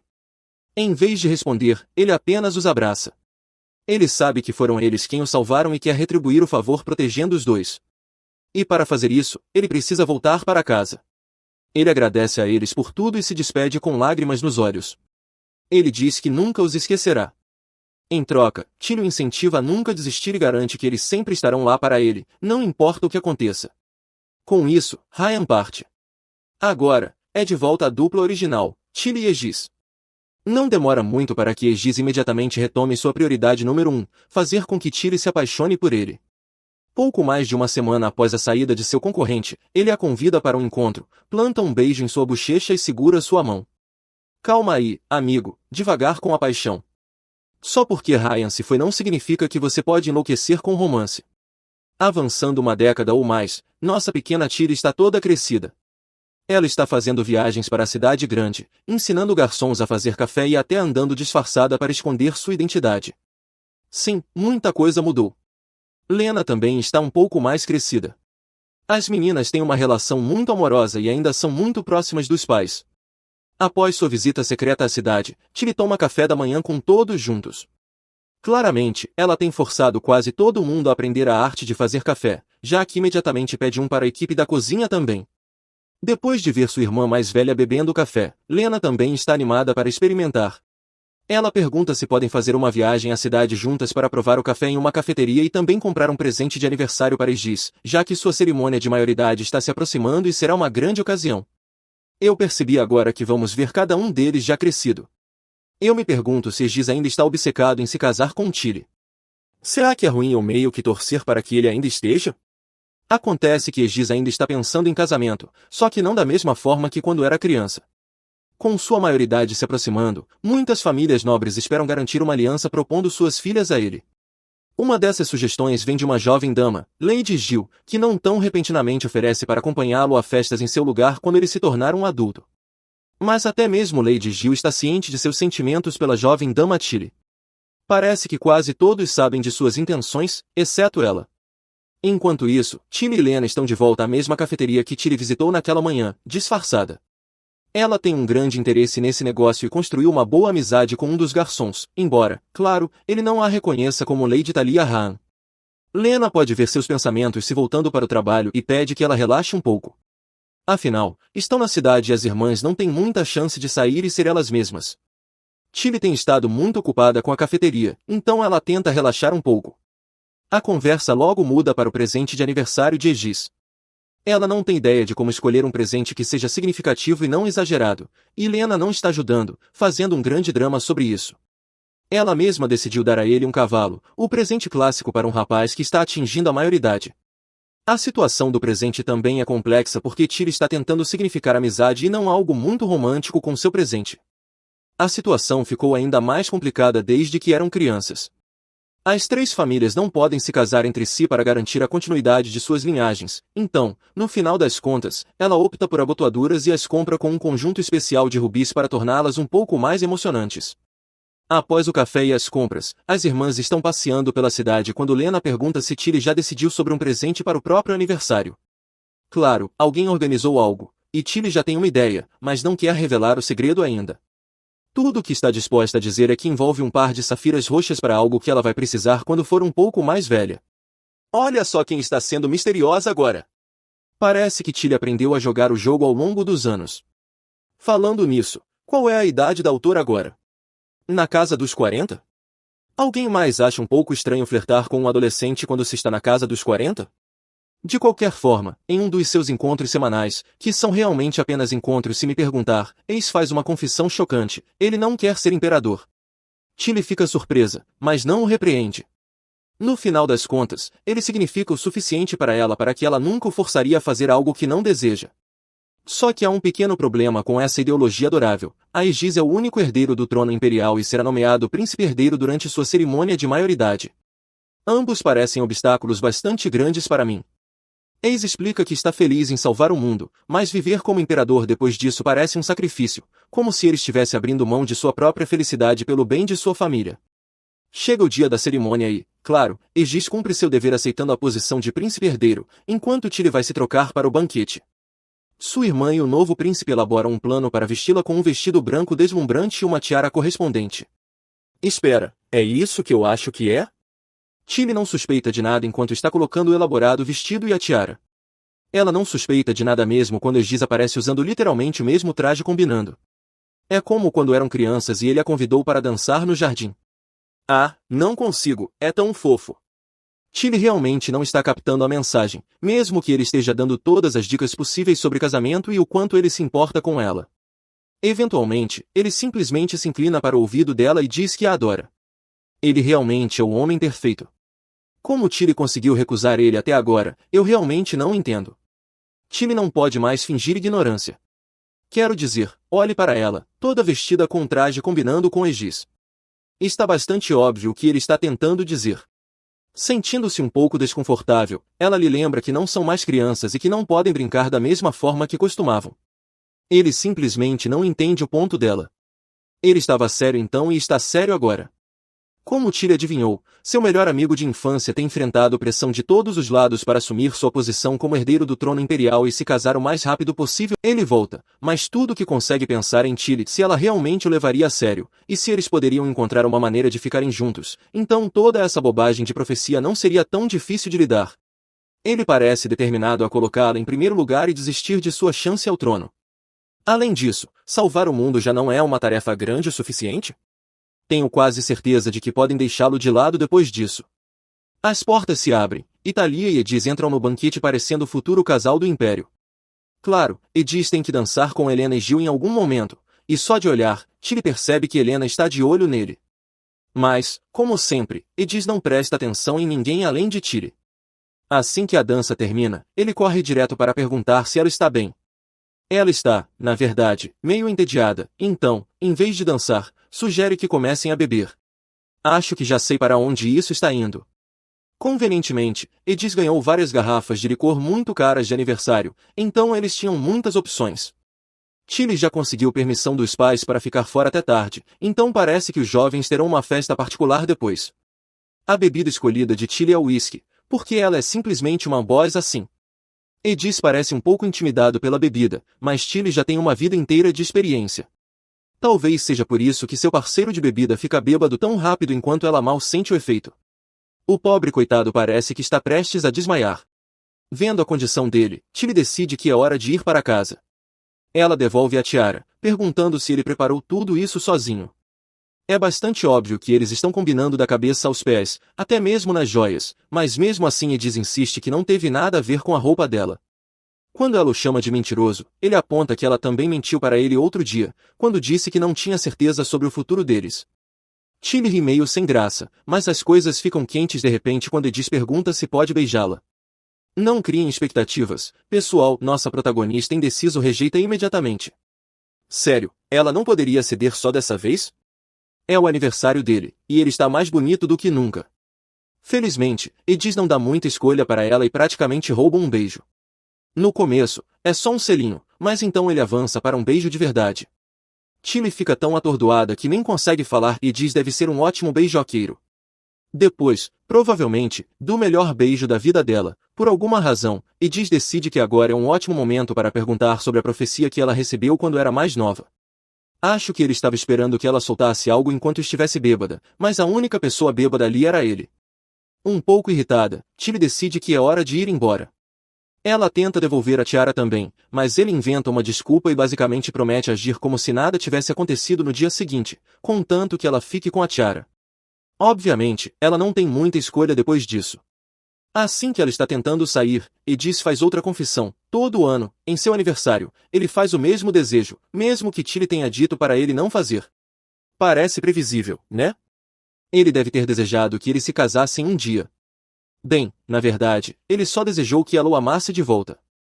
E isso é de partir o coração? No segundo seguinte, o príncipe desmaia completamente. Tilly já está na porta quando se vira e diz a ele que o desejo dele se realizou. Meu Deus, sou só eu ou mais alguém não viu isso chegando? Eu realmente pensei que ela não estava interessada nele. Agora estou muito curiosa para saber o quão bom foi aquele beijo. Apesar do momento mágico que compartilharam, Tilly está cheia de arrependimentos na manhã seguinte. Ela deve ter bebido mais do que percebeu, caso contrário, nunca teria retribuído o beijo. E se, neste ponto, você está se perguntando por que ela ainda está resistindo a esse príncipe incrivelmente perfeito, estilo Golden Retriever, deixe-me lembrar, primeiro, o personagem dela nem deveria existir. Quem sabe o quanto ela já bagunçou a trama só por estar aqui. Em segundo lugar, eles não podem se casar por causa daquele pacto estúpido com as três grandes famílias. Enquanto sua cabeça gira, ela avista uma nota no chão deixada por Marques e Gil, tentando plantá-la na mansão Romão. Claro, Tilly descobriu e reverteu a situação, poupando o espião e forçando-o a se tornar um agente duplo. No romance original, o Marques tenta assassinar o Duque Irtio, já que ele é seu inimigo político. A dor causada provoca o despertar das habilidades especiais de Helena. Como o Mark só quer se livrar de figurantes nesta versão, ele provavelmente planejará atacar Lena também e deixará Tilly em paz. Todos estão esperando que ela herde habilidades especiais desde que recebeu a profecia. Ótimo, justo quando as coisas estavam indo tão bem, agora ela tem que encontrar uma maneira de impedir uma tentativa de assassinato. Lena e a Babá batem na porta do quarto dela, chocadas ao encontrá-la ligeiramente desarrumada e cheirando a álcool. Lena imediatamente adivinha o que aconteceu com Edis na noite anterior, o que é meio assustador. Parece que ela tem um sexto sentido para essas coisas. Na verdade, Edis disse a ela que planejava beijar Tilly no seu aniversário, então talvez ele não estivesse tão bêbado e ingênuo quanto parecia. A Babá e Lena a deixam para se arrumar, ambas claramente preocupadas com a filha mais velha dos Ramito. Ela está sempre fazendo coisas estranhas, e agora até está bebendo e beijando rapazes. Quer dizer, ela é uma jovem dama, o que mais ela deveria estar fazendo? Lena parece frustrada porque ninguém nunca a repreende por desaparecer o tempo todo, mas sua bondosa babá diz para ela ter fé. Elas precisam confiar que ela sempre vai voltar, principalmente porque, se realmente tentassem confiná-la, ela poderia fugir de verdade. Fico imaginando se elas ainda estariam tão preocupadas se descobrissem que Tilly está administrando um café de sucesso secretamente. Quando as meninas se reencontram para o café da manhã, a babá anuncia que planeja ficar na cidade até a cerimônia de maioridade de Tilly. Afinal, há muito que preparar à lista de convidados para pensar, e elas precisam decidir se vão fazer uma grande festa ou não. Todos nós conhecemos o Duque Irtio, se ele não for controlado, vai se empolgar e convidar todo mundo no Império. Mas Tilly não tem muito interesse no seu aniversário. Ela já viveu 2 vidas, aniversários tendem a ficar um pouco entediantes depois de tantos. A babá fica aflita, há tantas decisões a serem tomadas, mas Tilly se recusa a ajudar com qualquer uma delas. Tilly ainda tem 6 meses restantes. Ela promete fazer uma lista de convidados e deixar todos os outros detalhes para a babá. Há apenas uma pessoa que ela realmente quer convidar, e acho que todos sabemos quem é. Em outra visita ao café, Tilly fica chocada ao descobrir que seu barista em treinamento finalmente fez uma xícara de café perfeita. Ela pede um pequeno favor ao seu funcionário, Sage. Veja bem, antes de começar a fazer café, ele trabalhava em uma indústria um pouco mais obscura. Tilly quer aproveitar suas habilidades, então pede 5 documentos de identidade falsificados, 2 para homens e 3 para mulheres, todos plebeus. O que será que ela está tramando desta vez? Ela o instrui a dar esses documentos e bastante dinheiro a qualquer pessoa que vá ao café e diga que está procurando emprego. Ela também quer que essas pessoas sejam enviadas para um lugar tranquilo, onde não possam ser encontradas, e pede que Sade cuide delas pelos próximos 5 anos, com os custos saindo de seu salário. Caramba, ela não está pedindo pouco, né? Sade avisa que tudo isso vai custar uma pequena fortuna, mas já sabemos que Tilly não se importa com dinheiro. Ela diz para ele apenas se concentrar no trabalho e aproveitar todos os benefícios de ter uma chefe maluca e rica. Ela está prestes a correr para sua próxima empreitada maluca quando ele a interrompe e pergunta quando ela vai tirar aquela peruca horrível. Opa, foi descoberta! O contrato de trabalho deles especifica que Sade não tem permissão para perguntar sobre a verdadeira identidade dela, mas isso não significa que ele não possa ser curioso. Ela o deixa imaginando por enquanto e segue para a mansão Gil, onde está marcada para tomar chá com Helena. E por que ela está tomando chá com sua arqui-inimiga, você pergunta? Helena também parece curiosa. Tilly age com tranquilidade, casualmente perguntando sua opinião sobre os guardiões. Helena percebe que Tilly deve ter notado suas investidas em Edis e promete se desculpar com o príncipe por ser tão ousada. Mas não é por isso que Tilly está ali. O tom de Tilly muda, e ela diz para Helena responder honestamente a pergunta. Helena apenas responde que os guardiões são uma parte importante do mundo deles. Então, para sua surpresa, Tilly lhe oferece a chance de se tornar uma também. Parece que Helena faria praticamente qualquer coisa para garantir a posição de sua família, então ela aceita imediatamente. Ela acha que Tilly está a ameaçando, tentando garantir que Helena não tente roubar seu lugar como princesa herdeira, então assegura a Tilly que a família Gil é completamente leal à família imperial e não tem má intenção contra a casa O. Bem, já sabemos que isso é uma mentira. Você pode literalmente ver as engrenagens girando na cabeça dela, tentando descobrir o que Tilly quer e qual movimento beneficiaria sua família. Mas algo no tom de Tilly alerta, e ela de repente suspeita que seu espião tenha se rebelado. Sua oponente promete que não fez nada disso, ela só quer dar a Helena uma verdadeira chance de escapar de sua casa antes que ela desmorone, levando sua família junto. Veja, na trama original, o esquema de assassinato é revelado ao mundo após a morte do Duque Hall. Naturalmente, a casa Gil é despojada de seu título e todas as suas fortunas são confiscadas. Depois da morte de seu pai, isso deixa a pobre Helena sozinha, sem ninguém para depender, logo após sua cerimônia de maioridade. Então, na verdade, Tilly está apenas tentando salvá-la desse destino. Ela insinua o plano de seu pai como ele pode ser o tipo de pessoa que tentaria eliminar o chefe de outra família e quaisquer potenciais herdeiros. Parece que Helena realmente não sabia do plano, mas, com base no que seu pai anda dizendo, ela não duvida que ele seja capaz disso. Elas trocam o chá por café, porque aparentemente assassinato não é o tipo de assunto que se discute tomando chá. Helena começa a juntar as peças, percebendo o que pode acontecer com sua família se a suposição de Tilly estiver certa. De repente, ela jura lealdade a Tilly, até oferecendo-se para matar o próprio pai, se isso impedir o plano de assassinato, o que é meio fofo, mesmo que não seja necessário. Tilly não está planejando impedir o assassinato, já que as habilidades curativas de sua irmã serão despertadas pelo evento. No fim, ela acabará salvando o pai de qualquer maneira, o que significa que é melhor deixar as coisas acontecerem como estão destinadas, com exceção de Helena, que não merece cair junto com sua família por causa da ganância de seu pai. Tilly dá a ela um conjunto detalhado de instruções, e eventualmente Helena sai cambaleando, parecendo um pouco confusa. É muita informação para despejar em alguém numa tarde só. Tilly ainda está refletindo sobre o encontro quando Ais entra sem avisar. Ele deveria estar num campo de treinamento por 3 meses após seu aniversário, mas, na verdade, ele pediu ao imperador uma folga como presente de maioridade. Ele foi para a casa de verão deles para relaxar por alguns dias antes de ficar entediado e voltar correndo para Tilly. Ele realmente é como um Golden Retriever, não consegue ficar longe de sua dona por muito tempo. Ele até trouxe um buquê que combina com os olhos dela. Em troca, ela meio que o trata como uma criança até que ele coloca a mão em seu rosto e se inclina. Ele realmente sabe como acelerar o coração de uma garota. A expressão de Tilly muda quando percebe que ele não manteve sua promessa, mas ele simplesmente não consegue esquecer seu primeiro beijo. Ela o confronta sobre aquele momento especial, perguntando se ele se lembra da última coisa que ela disse naquele dia, você sabe, quando ela se declarou. É claro que ele se lembra.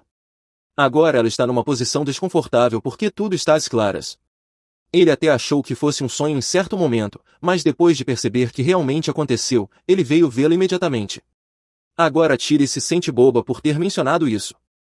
Ele percebe isso em seu rosto e pergunta se ela preferiria fingir que foi um sonho, como se pudessem voltar ao normal depois que ela confessou seu amor. Tilly está tão envergonhada com tudo que bate a cabeça na mesa e se recusa a falar com ele. Ela só se mexe quando ele coloca algumas flores em seu cabelo. Ele fez o mesmo no próprio cabelo também, o que é ao mesmo tempo adorável e constrangedor, se você me perguntar. Tilly está completamente vermelha e mal consegue se conter, mas, como sempre, ela consegue ser adulta da situação e os traz de volta às questões sérias, como o que exatamente eles planejam fazer agora que ambos confessaram.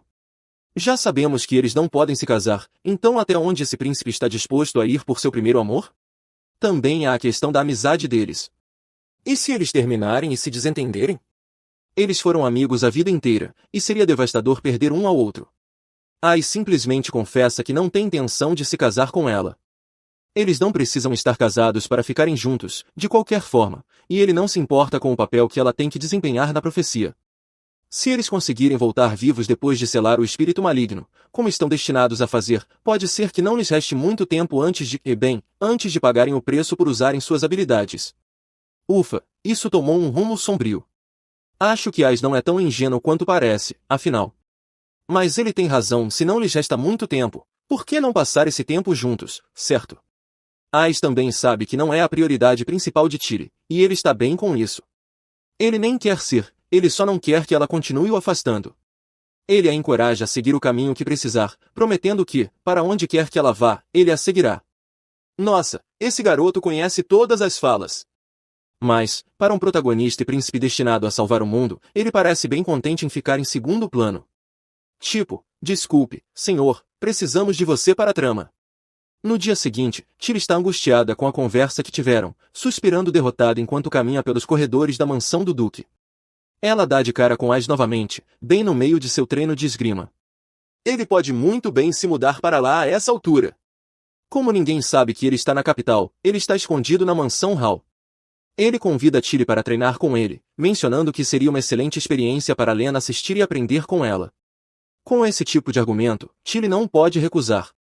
O que vocês perderam quando pulamos uma década é que Ais e Tilly costumavam se enfrentar, ajustando seus treinos para combinar com suas habilidades até dominarem a arte da esgrima.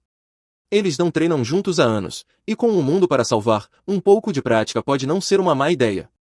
Tilly concorda, troca de roupa para treinar e entra no ringue. Ais é um adversário feroz, mas se há alguém que o conhece por completo, é Tilly. Esse tipo de conhecimento é útil no campo de batalha. Os outros cavaleiros ficam atônitos ao ver Lady Thalia pegar a espada novamente após anos treinando sozinha. Tilly faz o primeiro movimento, atacando antes que Ais possa piscar. Ele consegue bloquear a tempo, mas não vê o próximo movimento dela chegando. Ela pisa na bota dele para pegá-lo de surpresa, depois joga sua espada longe e tenta dar um soco. Ais fica tão chocado que pede um tempo, dizendo para ela não largar a espada. Mas Tilly não é boba, ela está tentando ensinar algo a ele. Espíritos malignos não lutam como cavaleiros bem treinados, eles usam táticas sujas, e eles precisam estar prontos para qualquer coisa. De volta à luta, Ais concorda em ir para mais um round, preparado para qualquer coisa que ela jogar desta vez. Tilly mantém sua espada e luta golpe a golpe, mantendo Ais em alerta. Apesar da diferença de tamanho e força, ela consegue colocá-lo no chão, ofegante e mal capaz de bloquear os golpes dela. Ele admite a derrota, percebendo que ainda tem muito a aprender. Tilly é verdadeiramente incrível, como ela pode ser tão boa em tudo? Ais se afasta, claramente chateado, mas não por causa da luta. Ele está chateado, porque mesmo quando estavam treinando, ela não o olhava nos olhos.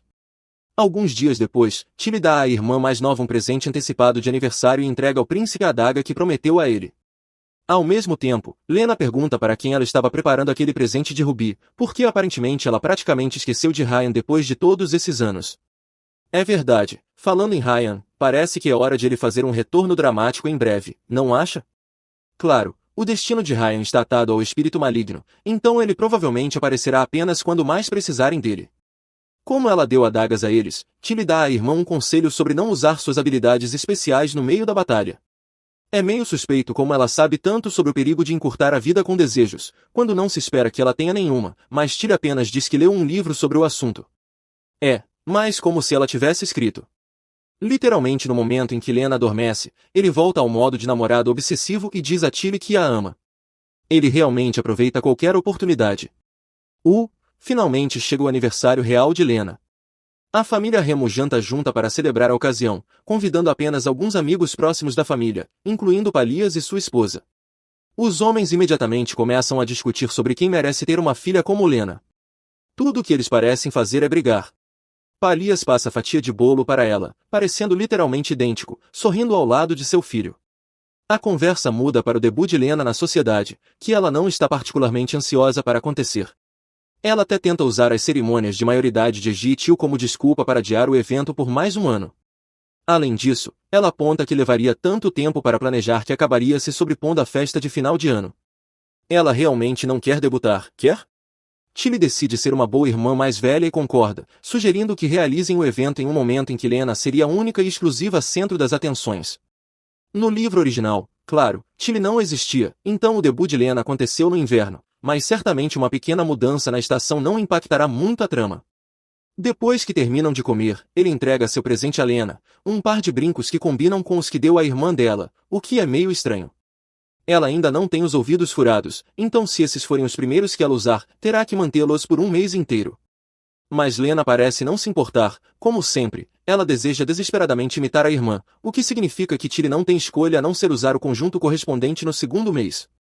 Eu vejo o que você fez aí, Eiji. Muito inteligente.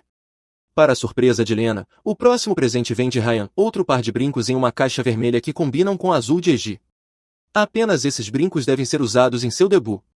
Lena ainda está curiosa sobre esse cara, Ryan, já que eles nunca se conheceram adequadamente. Ele deve retornar quando o segundo príncipe despertar suas habilidades, mas Tilly sabe mais do que isso. Não é que ele não possa voltar, ele simplesmente não quer. Tudo mudou desde que eram crianças, e ele tem um papel importante a desempenhar na salvação deste mundo e de todos nele. Isso significa que ele provavelmente não voltará até que todos os guardiões tenham sido despertados. O primeiro guardião é o profeta, mas o segundo e o terceiro ainda não despertaram. Quando os três se fizerem conhecidos, uma conferência oficial será realizada para se preparar para a guerra contra o espírito maligno. Basicamente, quando Ryan voltar, será para a guerra, não apenas para ver seus melhores amigos de infância novamente. Claro, Eiji e Thalia poderiam visitá-lo em seu reino, se quisessem. Pia sugeriu que um deles fosse como representante do Império, então faria mais sentido que Eiji fosse visitar. Além disso, como Tilly aponta, não é totalmente impossível que Ryan visite como representante de seu próprio reino, e se ele fizer isso, ela pode lhe dar o presente de maioridade que preparou. De qualquer forma, voltando à aniversariante. Julian tem um último presente para lhe dar, uma carruagem pessoal que é como a versão Manoa de ganhar um pônei de aniversário. Lena é literalmente essa garota. Isso também significa que ela finalmente tem liberdade para sair sozinha. Ela quer que sua primeira saída seja em família, mas sua mãe e irmã estão ocupadas demais para acompanhá-la. Falando em ocupado, Tilly tem trabalho a fazer, então se despede da celebração. Depois de um olhar severo de Lena, Eiji se apressa para segui-la e descobre com uma criada que ela foi para o quarto. A criada diz que está ajustando seu vestido, mas quando Eiji se aproxima, ele escuta ela dando instruções a alguém para ir ao Music Café em busca de dinheiro e uma identidade falsa para ajudá-los a escapar. Parece que ela foi pega em flagrante. Eiji já sabe que ela tem gerido secretamente o Music Café, mas documentos falsos e planos de fuga são um passo e tanto para um pequeno negócio. Sua primeira preocupação é sobre ela se meter em problemas, algo assim pode arruinar sua reputação e levar sua família junto. Mas ele está mais curioso do que preocupado. Ele ainda está à espreita na porta, tentando ouvir, quando uma jovem criada sai correndo do quarto. Ela quase tem um ataque cardíaco ao vê-lo. No segundo seguinte, Tilly sai e cobre os dois. Ela finge que a criada estava apenas ajudando a ajustar seu vestido, e como sempre, Eiji concorda. Não sei como ele consegue ficar calado. Se eu fosse ele, estaria interrogando-a agora. Tilly parece suspeita, mas não quer revelar nada caso ele não tenha realmente ouvido a conversa. Ela tenta agir normalmente e o convida para entrar em seu quarto, perguntando por que ele a seguiu para fora da sala de jantar. Eiji apenas coloca seu melhor sorriso de cachorrinho e diz que quer refazer o laço em seu vestido, uma desculpa bastante perfeita, na verdade, já que Eiji é do tipo que se preocupa com pequenos detalhes assim. Além disso, isso lhe dá a chance de ficar perto dela novamente, o que, sejamos honestos, é sempre seu principal motivo. Assim que ele termina, pergunta o que ela quis dizer antes sobre Ryan dizer que não vai deixar seu reino até que as coisas fiquem realmente sérias. Tilly aponta que ele não está apenas ligado por dever à profecia, ele também tem um irmão mais novo que quer cuidar. Obviamente, ela o conhece muito bem. Quero dizer, ela literalmente escreveu o personagem. Mas Eiji simplesmente não tem ideia do que ele está pensando e não sabe nada sobre o mundo duro onde Ryan cresceu. É por isso que ela está incentivando Eiji a ir visitá-lo. É importante para ele ver os lados sombrios do mundo também, agora que é um adulto. Eiji está um pouco surpreso com a atitude dela em relação a Ryan. Quase parece que ela não sente falta dele, mas Tilly está apenas respeitando suas escolhas. Se ele nunca voltar para eles, tudo bem, é a vida dele de qualquer forma. Ele tem outras pessoas para cuidar. A conversa muda para o esquema dos 4 lords que Tilly começou quando eram crianças. Ela nunca conseguiu encontrar o 4º lord e se recusa a aceitar Eiji, já que ele responde demais. Enquanto ela o critica por ser um mau subordinado, ele consegue, de alguma forma, lhe roubar um beijo. Estou começando a achar que esse cara deveria escrever um livro sobre a arte de conquistar corações femininos. Neste ponto, ele é praticamente um profissional. Tilly mal parou de corar quando ele admite que quase beijou seu pescoço enquanto amarrava seu vestido, e de repente Tilly fica humilhada novamente. Ele está hospedado na propriedade de Theo há 1 mês, o que tem se provado uma distração constante para Tilly e seus planos. Enquanto ela continua tramando, Eiji começa a investigar o Muse Café e descobre sobre Sage, o barista dela que costumava pertencer à Guilda da Informação. Se você ainda não adivinhou, Eiji está bastante suspeito desse cara e de Tilly por tê-lo contratado em primeiro lugar. Mas Sage não tem um histórico particularmente ruim, embora tenha feito parte da guilda por muito tempo, ele não parece ter feito nada muito suspeito. O informante de também revela que ele comprou recentemente uma grande extensão de terra escondida nas montanhas, o que é meio suspeito. Imediatamente, ele salta para conclusões e começa a se preocupar com um possível plano de assassinato. Oh, ele é tão ingênuo. O informante garante que a guilda que ele pertencia não era tão sombria, e além disso, ninguém compra um terreno inteiro só para esconder um corpo.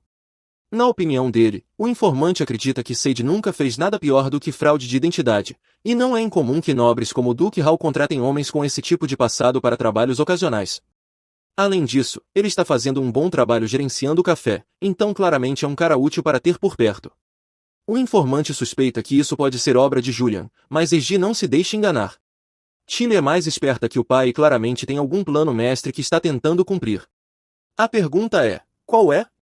Ele pede ao informante que o coloque em contato com Sage, esperando descobrir mais ao conhecer o braço direito dela. Isso não é um problema, o problema é se Tilly descobrir. Acho que todos sabemos que ela não é do tipo que deixa esse tipo de coisa passar. Além disso, se ela for pega, só dobrará a aposta e encontrará uma maneira de fazer as coisas ainda mais sorrateiramente no futuro. Vai ser preciso um bom planejamento para superar tal ouro. Enquanto isso, o pai dela está tão animado com sua primeira saída com a pequena Lena que mal consegue se concentrar na última reunião do conselho. Ele realmente não gosta de ficar sentado em uma sala com velhos falando sobre finanças e política. Mas ele tem um rosto de pôquer impressionante. Agora sabemos de onde Tilly herdou suas habilidades de atuação. Ele está principalmente de bom humor porque está prestes a tirar um dia de folga e passá-lo com a filha, o que parece ser uma boa notícia para Marcus. Eu esqueci como esse cara é caricatural, sério, você já viu um vilão com uma aparência mais clássica? Ele até tem o bigode e tudo. Enquanto os dois fazem comentários sarcásticos sobre a aparência um do outro, o mordomo de Julian o avisa para controlar seu temperamento. Ele é um duque, afinal, deveria agir como tal. Apesar do humor suspeitamente bom, Julia não pensa mais sobre seu inimigo até o dia seguinte, quando finalmente tem um tempo livre. Enquanto Lena aguarda ansiosamente seu pai no gramado, sua irmã mais velha está andando de um lado para o outro nos corredores, ansiosa. Claro, ela sempre tem trabalho a fazer, mas decide ir com Julian e Lena, sabendo quanto isso significaria para a irmã. Embora, se você me perguntar, parece que há algum tipo de motivo oculto em jogo aqui.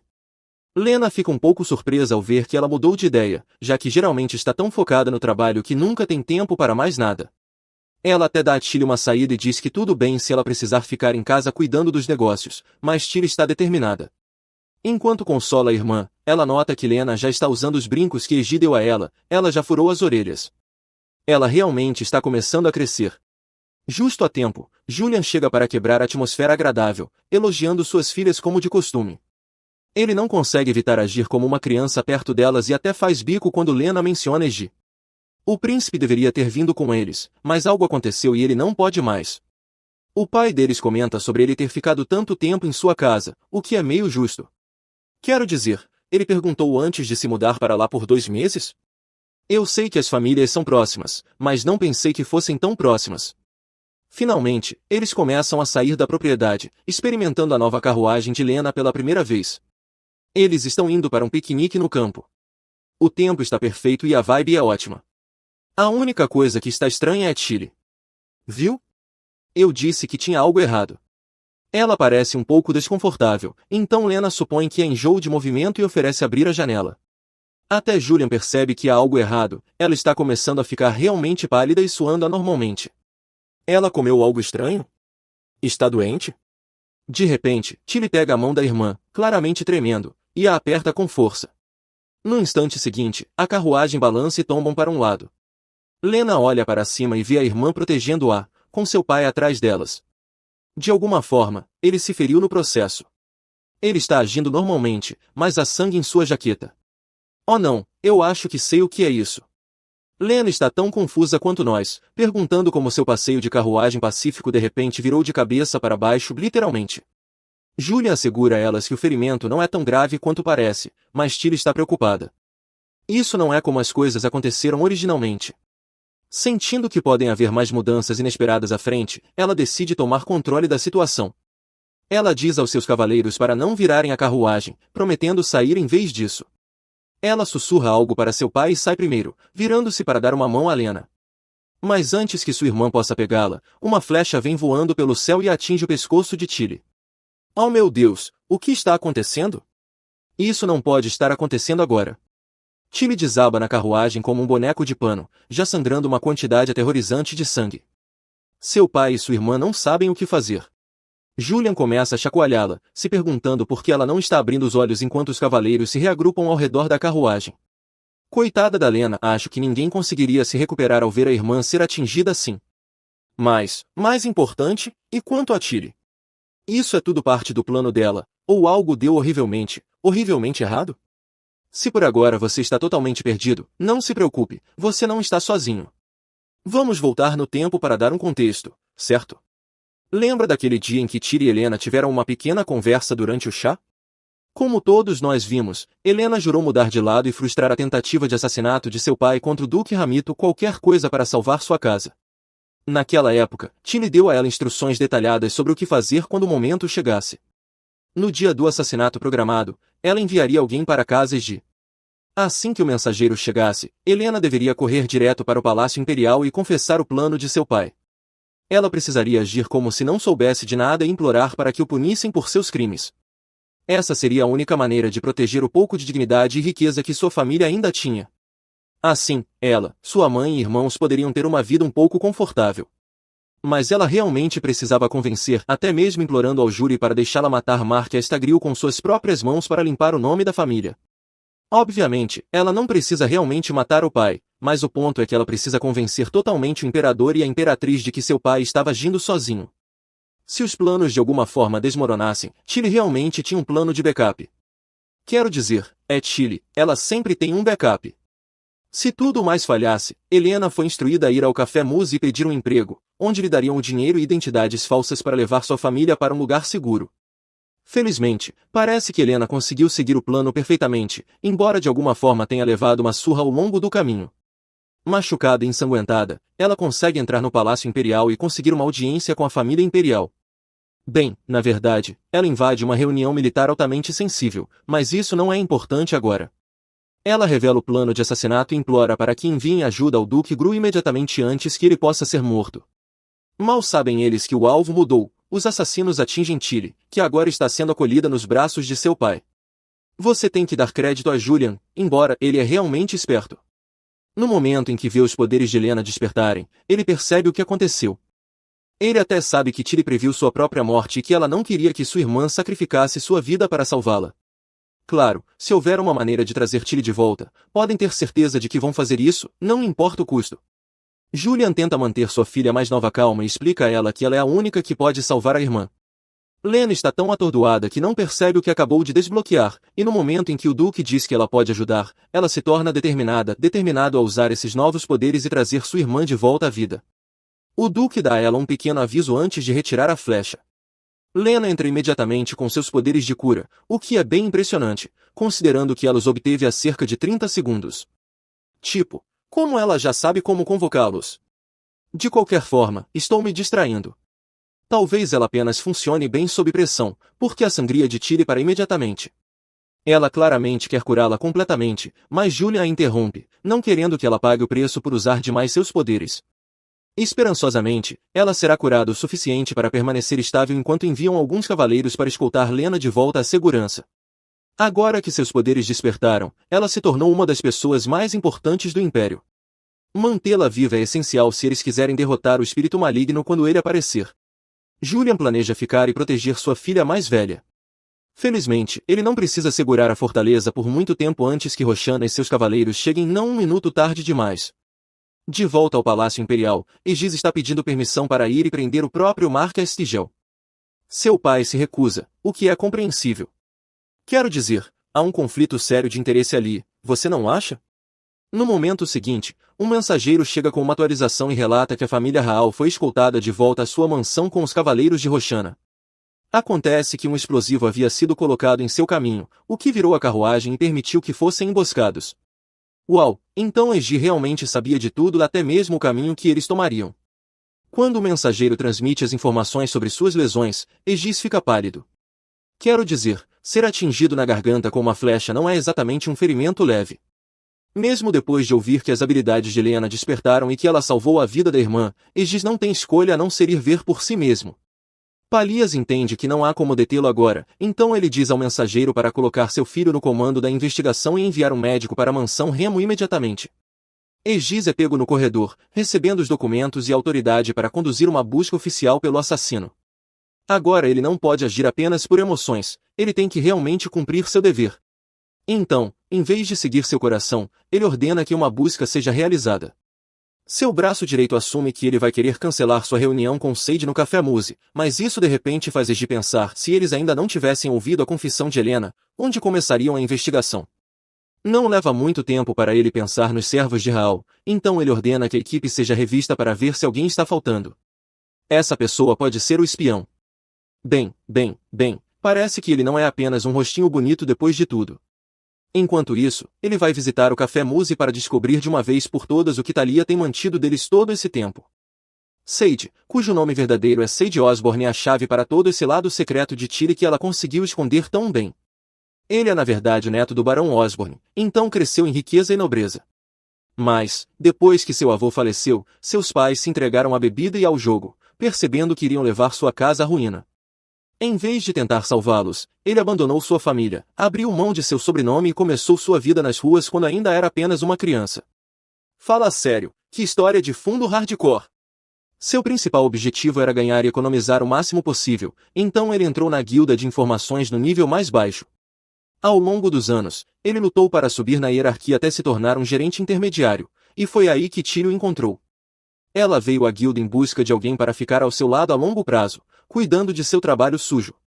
Na época, Sade não estava exatamente disposto a se juntar a ela, mas não teve escolha, a guilda o vendeu por um alto preço, principalmente por causa de sua origem familiar. Tilly queria alguém com herança nobre e prometeu que se ele trabalhasse duro por 10 anos, ela lhe daria riquezas suficientes para se aposentar e ajudá-lo a recuperar seu nome nobre. Não parece um mau negócio se você me perguntar, mas Sade não tinha interesse em restabelecer a casa Osborne.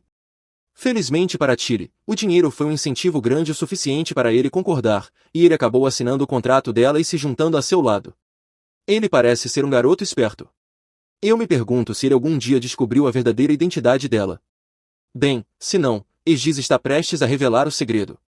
Fiel à sua palavra, ele visita primeiro o Café Muse para entrevistar Sade sobre seu relacionamento estritamente comercial com Tilly.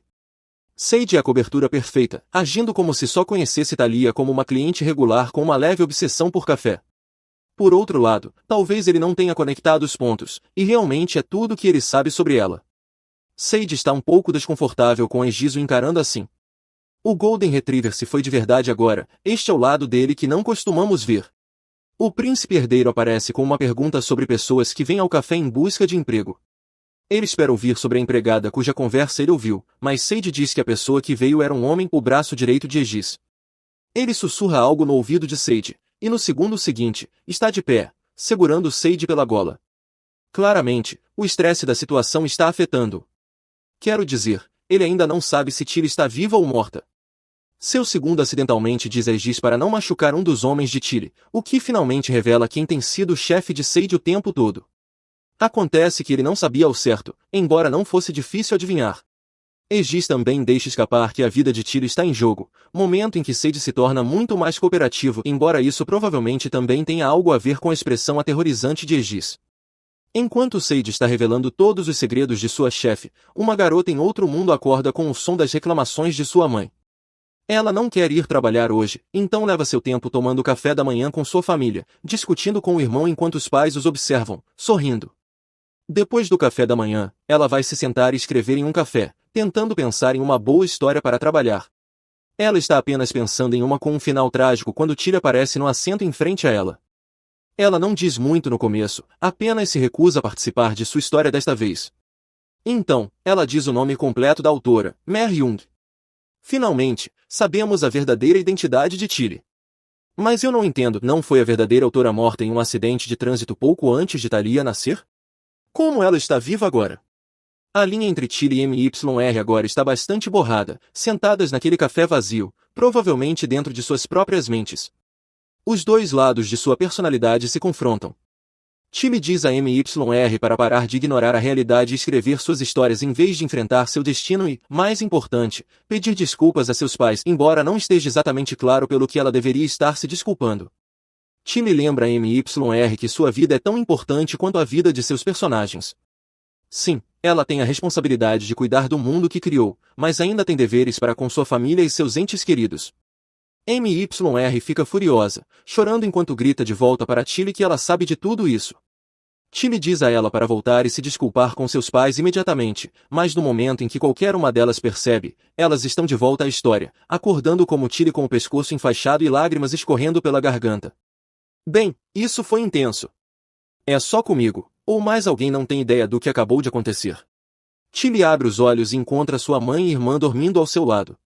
Ela não tem ideia de quanto tempo esteve adormecida, mas assim que se mexe, Lena acorda e começa a usar seus poderes. Sua irmã não pode falar por causa da ferida, então não pode dizer a ela para parar. Mais tarde, quando o médico realiza um exame adequado, ele anuncia que as cordas vocais dela foram gravemente danificadas. Ela pode nunca mais ser capaz de falar, mas há uma chance de que ela possa se recuperar. Quanto à ferida real, ela já está se curando bem sozinha, graças a Lena. Roxana parece aliviada, mas ninguém está mais grato por ver Tilly abrir os olhos do que seu pai, Julian. Ele começa a chorar assim que entra no quarto, mal conseguindo falar. Ela deseja tanto confortá-lo, mas não consegue falar, e tendo acabado de ter uma interação de outra dimensão com seu eu do passado, ela também se sente um pouco confusa sobre seu lugar neste mundo. Talia nunca deveria existir, ela foi trazida aqui apenas para corrigir os erros que cometeu como autora, e por causa disso, nunca realmente apreciou a família Remo por tudo que eles lhe deram, especialmente seus pais. Talvez seja isso que Tilly estava dizendo a MYR sobre apreciar as pessoas que ela tem enquanto ainda as tem, e agora, essa é a família de Talia, sua família. Mais tarde naquela noite, ela acorda sentindo sede e tenta se levantar da cama. Antes que ela possa abrir a boca, Ace agarra sua mão das sombras e diz para ela não falar. Ela precisa deixar suas cordas vocais se recuperarem se quiser usá-las novamente. De uma maneira estranha, isso deve ser meio agradável para Ace, ele pode dizer todas as coisas que sempre quis dizer a Tilly, e ela não pode interrompê-lo ou discordar dele. De alguma forma, no entanto, ele ainda consegue perceber o que ela quer ouvir e explica exatamente o que aconteceu desde a lesão. Já se passou uma semana desde o ataque. Ela recuperou a consciência algumas vezes, mas nunca por muito tempo. Geralmente, ela volta a dormir logo em seguida, então todos ainda estão muito preocupados com ela. Graças aos esforços de Aegis, eles capturaram o assassino, e Maris foi preso. Assim como planejou, a confissão de Helena salvou a casa e Gil de cair em ruínas. Eles apenas foram rebaixados de uma posição, o que é bastante generoso considerando que Tilly quase morreu. Aegis também sabe sobre a criada e seu irmão, que estavam tentando fugir usando as identidades falsas que Tilly preparou. Ele se deu ao trabalho de abrigá-los, já que eles praticamente confessaram tudo quando ele os encontrou. Ele deseja desesperadamente uma explicação dela sobre tudo isso, o café, por que ela está ajudando as pessoas a fugir, Sage, a tentativa de assassinato. Mas ela não consegue dizer uma palavra agora, e claramente não está em sua melhor forma. O pobre garoto claramente não dormiu nada desde o ataque a ela. Então ele promete adiar a conversa, embora avise que não vai ignorar mais essas coisas. Tilly volta a dormir, mas, claro, seu protetor fica dutifulho ao seu lado durante a noite. Ele está preocupado com o que acontecerá com ela agora que os poderes de Lena despertaram e Tilly perdeu a voz. Lena assumiu o lugar dela como herdeira do Duque Rachel. Acho que isso sempre ia acontecer assim que suas habilidades fossem reveladas, mas vai causar grandes repercussões no mundo social, sem contar em sua família. E parece exausto com tudo isso e muito estressado por causa de Tilly. Lágrimas se formam em seus olhos enquanto ela acorda e pega sua mão. Ela começa a traçar letras em sua pele, dizendo-lhe para parar de chorar, mas ele não consegue evitar. Nesse ponto, ele brinca que é culpa dela que ele esteja chorando em primeiro lugar e que ele ia desmoronar quando ela adormecesse, certo? Como se ela fosse simplesmente se virar e fechar os olhos depois de ouvir isso. Ele parece ter percebido quão pouco ele sabe sobre a mulher que ama, e isso o assusta. Todo esse incidente com o assassinato realmente o levou ao limite de sua sanidade. Ele de repente cai na cama, tremendo enquanto as lágrimas escorrem livremente. Oh não, nosso doce retriever dourado. Embora, sem ofensas, isso não é sobre você, King. Tilly é quem quase morreu. Nas semanas seguintes, Tilly recupera totalmente a consciência e consegue passar mais tempo com sua família enquanto descansa.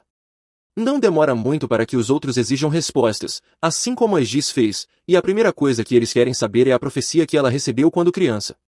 Eles provavelmente suspeitam, assim como a Giz, que Tilly sabia o que aconteceria no dia do ataque e talvez esse conhecimento tenha vindo da profecia. Eles até trouxeram uma pena e papel para que ela pudesse escrever. Tilly não quer explicar, mas ela está literalmente presa na cama, e sua família, mais a Giz, estão bloqueando todas as rotas de fuga, então ela cede e lhes conta a verdade. Não havia profecia.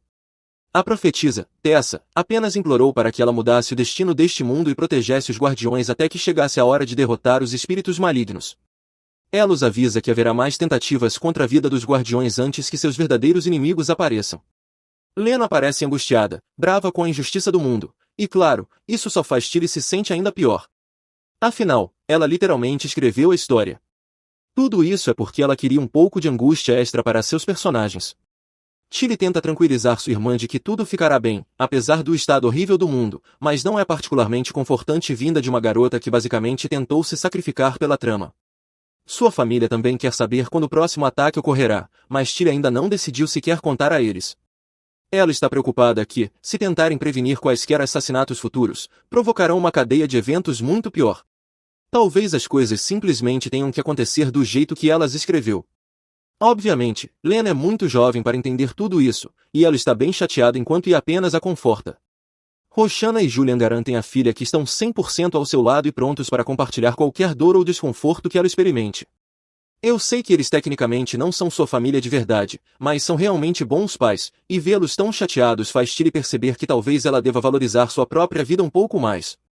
Se seus entes queridos se preocupam tanto, então pode ser hora de parar com todas as bobagens de autossacrifício por causa deles. Agora ela tem a ideia certa, só levou 2 décadas. Giz e Lena decidiram dar uma volta pelos jardins, onde tem uma conversa sincera sobre o incidente e o quanto isso afetou a pobre Lena. Sim. Podemos falar sobre isso, por favor?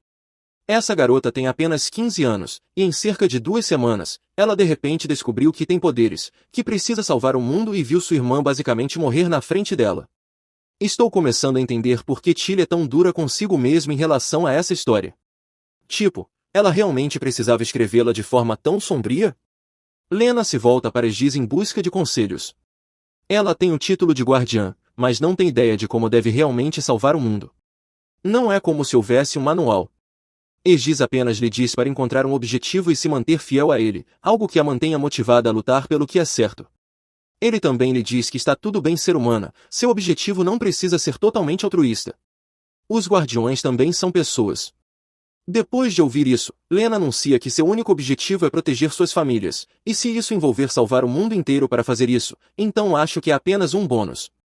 Giz aparentemente abandonou todos os seus deveres como príncipe herdeiro porque, após confortar Lena, ele vai direto para a irmã dela para fazê-la tomar um remédio particularmente desagradável. Tilly pergunta sobre a criada que estava tentando ajudar. Giz diz que ela está com sede no momento, prometendo que está bem cuidada. Tilly percebe que o humor dele está um pouco azedo e decide beijá-lo. Você pode pensar que isso o animaria, afinal, ela nunca havia iniciado um beijo antes. Mas Giz parece ainda mais mal-humorado do que antes, e de repente, se desculpa para ir tomar um ar fresco. Ai, será que ela é tão ruim em beijar? Na verdade, não. Acontece que Giz estava apenas tão chocado que precisou de um segundo para corar e morder o lábio do lado de fora da porta do quarto. Agora seu coração está acelerado a 1000 por hora. Ele está tentando descobrir se deve aproveitar a repentina onda romântica de Tilly, seja lá o que isso signifique. Felizmente, Lena o encontra do lado de fora da porta. Lena imediatamente percebe o que aconteceu com seu excelente radar do amor, ela não perde nada. Alguns dias depois, chega uma carta na casa do Zerrel, ou o que sobrou dela, de qualquer forma. A maioria dos seus empregados pediu demissão, eles não têm muito dinheiro e sua reputação está arruinada, então sim, as coisas estão bem sombrias para Helena. Como se tudo isso não fosse ruim o suficiente, sua mãe irrompe pedindo uma atualização sobre o julgamento de Maris. Eles têm tentado encontrar um advogado para defendê-lo no tribunal, mais porque precisam do que porque realmente querem mais. Sem surpresa, ninguém quer assumir o trabalho. A mãe de Helena ainda está esperando reduzir a sentença do marido, querendo fazer o que puder para ajudá-lo, mas a filha não sente o mesmo. Depois de sua conversa com Tilly, ela sabe muito bem que a família Raal não deixará os Marquest vivos, então qual é o ponto de tentar salvá-lo? Sua mãe está claramente passando por uma crise mental. Helena sugere que ela se afaste por um tempo, talvez fique com seus pais e entre com um pedido de divórcio para manter seu nome limpo. Quero dizer, é menos uma sugestão e mais uma ordem. Parece que a família El tem um novo chefe. Depois que sua mãe desaparece, a chegada da Lady Thalia Romeu é anunciada, deixando Helena em um pequeno frenesi. Ela cumprimenta Tilly, que também trouxe Sadie com ela, surpresa ao vê-la se comunicando por meio de papel e caneta. Neste ponto, Tilly consegue se mover confortavelmente, mas para dar à sua voz a melhor chance de recuperação, ela precisa permanecer em silêncio por mais um tempo. Mas ela não veio apenas para uma conversa, Tilly está aqui para comprar um terreno dos Egios e fazer uma proposta a Helena. Tilly sempre tem uma proposta. Depois que um mordomo entra para trazer um chá de flores, eles vão ao que realmente importa, discutindo um lote de terra dos Egios que recentemente foi colocado à venda perto das montanhas. Por causa da relação próxima que tem, Helena quer oferecer um preço razoável, mas eles realmente poderiam usar o dinheiro agora. Para sua sorte, Tilly não quer fazer nada sujo, na verdade, ela está disposta a pagar o dobro do preço de mercado pelo lote, com uma condição muito importante, ela quer contratar Helena. Acho que todos nós já esperávamos por isso. Embora eu não saiba se Helena tem alguma habilidade real, Tilly só quer um pouco de ajuda com seus negócios e assuntos administrativos, então não deve ser muito difícil. Tecnicamente, ela seria a chefe de Sadie, o que não parece deixá-lo feliz. A conversa de alguma forma se volta para Giz, momento em que Helena faz uma pequena confissão. Outro dia, antes de Tilly se levantar e se mover, ele veio perguntar se foi Tilly quem sugeriu que ela confessasse o crime do pai. Uau, ele está bem em seu encalço. Há algo que ele não saiba? Helena, é claro, disse a verdade, ela não poderia exatamente mentir para o príncipe herdeiro. Embora tenha pelo menos escondido alguns detalhes sobre Tilly basicamente se sacrificando para que o plano funcionasse. Era uma posição meio estranha para Helena, considerando quanto ela costumava odiar Tilly. Quando ela primeiro contou a Helena sobre o plano, parecia condescendente, agindo como se estivesse fazendo um enorme favor ao salvar a reputação da família dela. Mas depois de descobrir que Tilly colocou sua vida em risco para realizar essa missão, ela percebeu que havia muito mais nela do que aparentava. Agora, ela ainda vai trabalhar para Tilly. Não acho que vai demorar muito para que essas duas se tornem amigas improváveis. O trabalho que Helena vai assumir é gerenciar uma das propriedades de Tilly. Ela também atuará como guardiã de uma pessoa misteriosa que ainda não revelou. Quando essa pessoa puder se sustentar, ela pedirá a Kina que passe a propriedade que ela gerenciou para essa pessoa. Parece bem simples, certo? Além disso, ela também ajudará com os negócios do dia a dia. Eles lhe oferecem um contrato com termos muito generosos, ela seria uma idiota se dissesse não. Mas, mesmo assim, Helena não consegue deixar de se sentir um pouco suspeita. No entanto, Tilly ainda não a decepcionou, e sua família precisa do dinheiro, então ela concorda e promete se apresentar no Musicafé o mais rápido possível para começar. Assim que finalizam os detalhes, o mordomo anuncia a chegada do príncipe herdeiro, que parece estar procurando por Tilly. O que eu disse? Ele está literalmente em seu encalço. Ela acabou de deixar a mansão, e ele já a rastreou. Isso é problemático. Não consigo dizer. Egiz entra, brincando que alguém na condição de Tilly deveria estar descansando na cama. Ele pergunta a Helena o que elas têm feito, mas é Sadie quem explica a situação. Parece que o modo bad boy de Egiz realmente deixou uma impressão naquele cara, ele está disposto a contar tudo o que ele quiser saber, mesmo com seu chefe sentado ali. É isso que acontece quando você contrata alguém do lado errado da cidade. Se ela queria lealdade, não deveria ter contratado seu assistente da guilda de informações. De qualquer forma, Sage compartilha a mesma opinião que Egis e acha que seu chefe deveria estar descansando na cama. Mas, é claro, Tilly se sente obrigada pelo dever de garantir que Helena tenha o final que merece. Ela não foi mencionada muito após a tentativa de assassinato na história original, mas é claro que ela teria sofrido muito. Não é uma sorte que Tilly tenha feito de sua missão dar a todos um final feliz? Caso contrário, quem sabe o que teria se tornado dela? E é isso por hoje, pessoal. O que vocês acharam? Como sempre, não se esqueçam de curtir o vídeo e comentar para a próxima parte, assim saberemos que vocês querem mais. Lembrem-se de se inscrever e ativar as notificações para atualizações. Vejo vocês na próxima!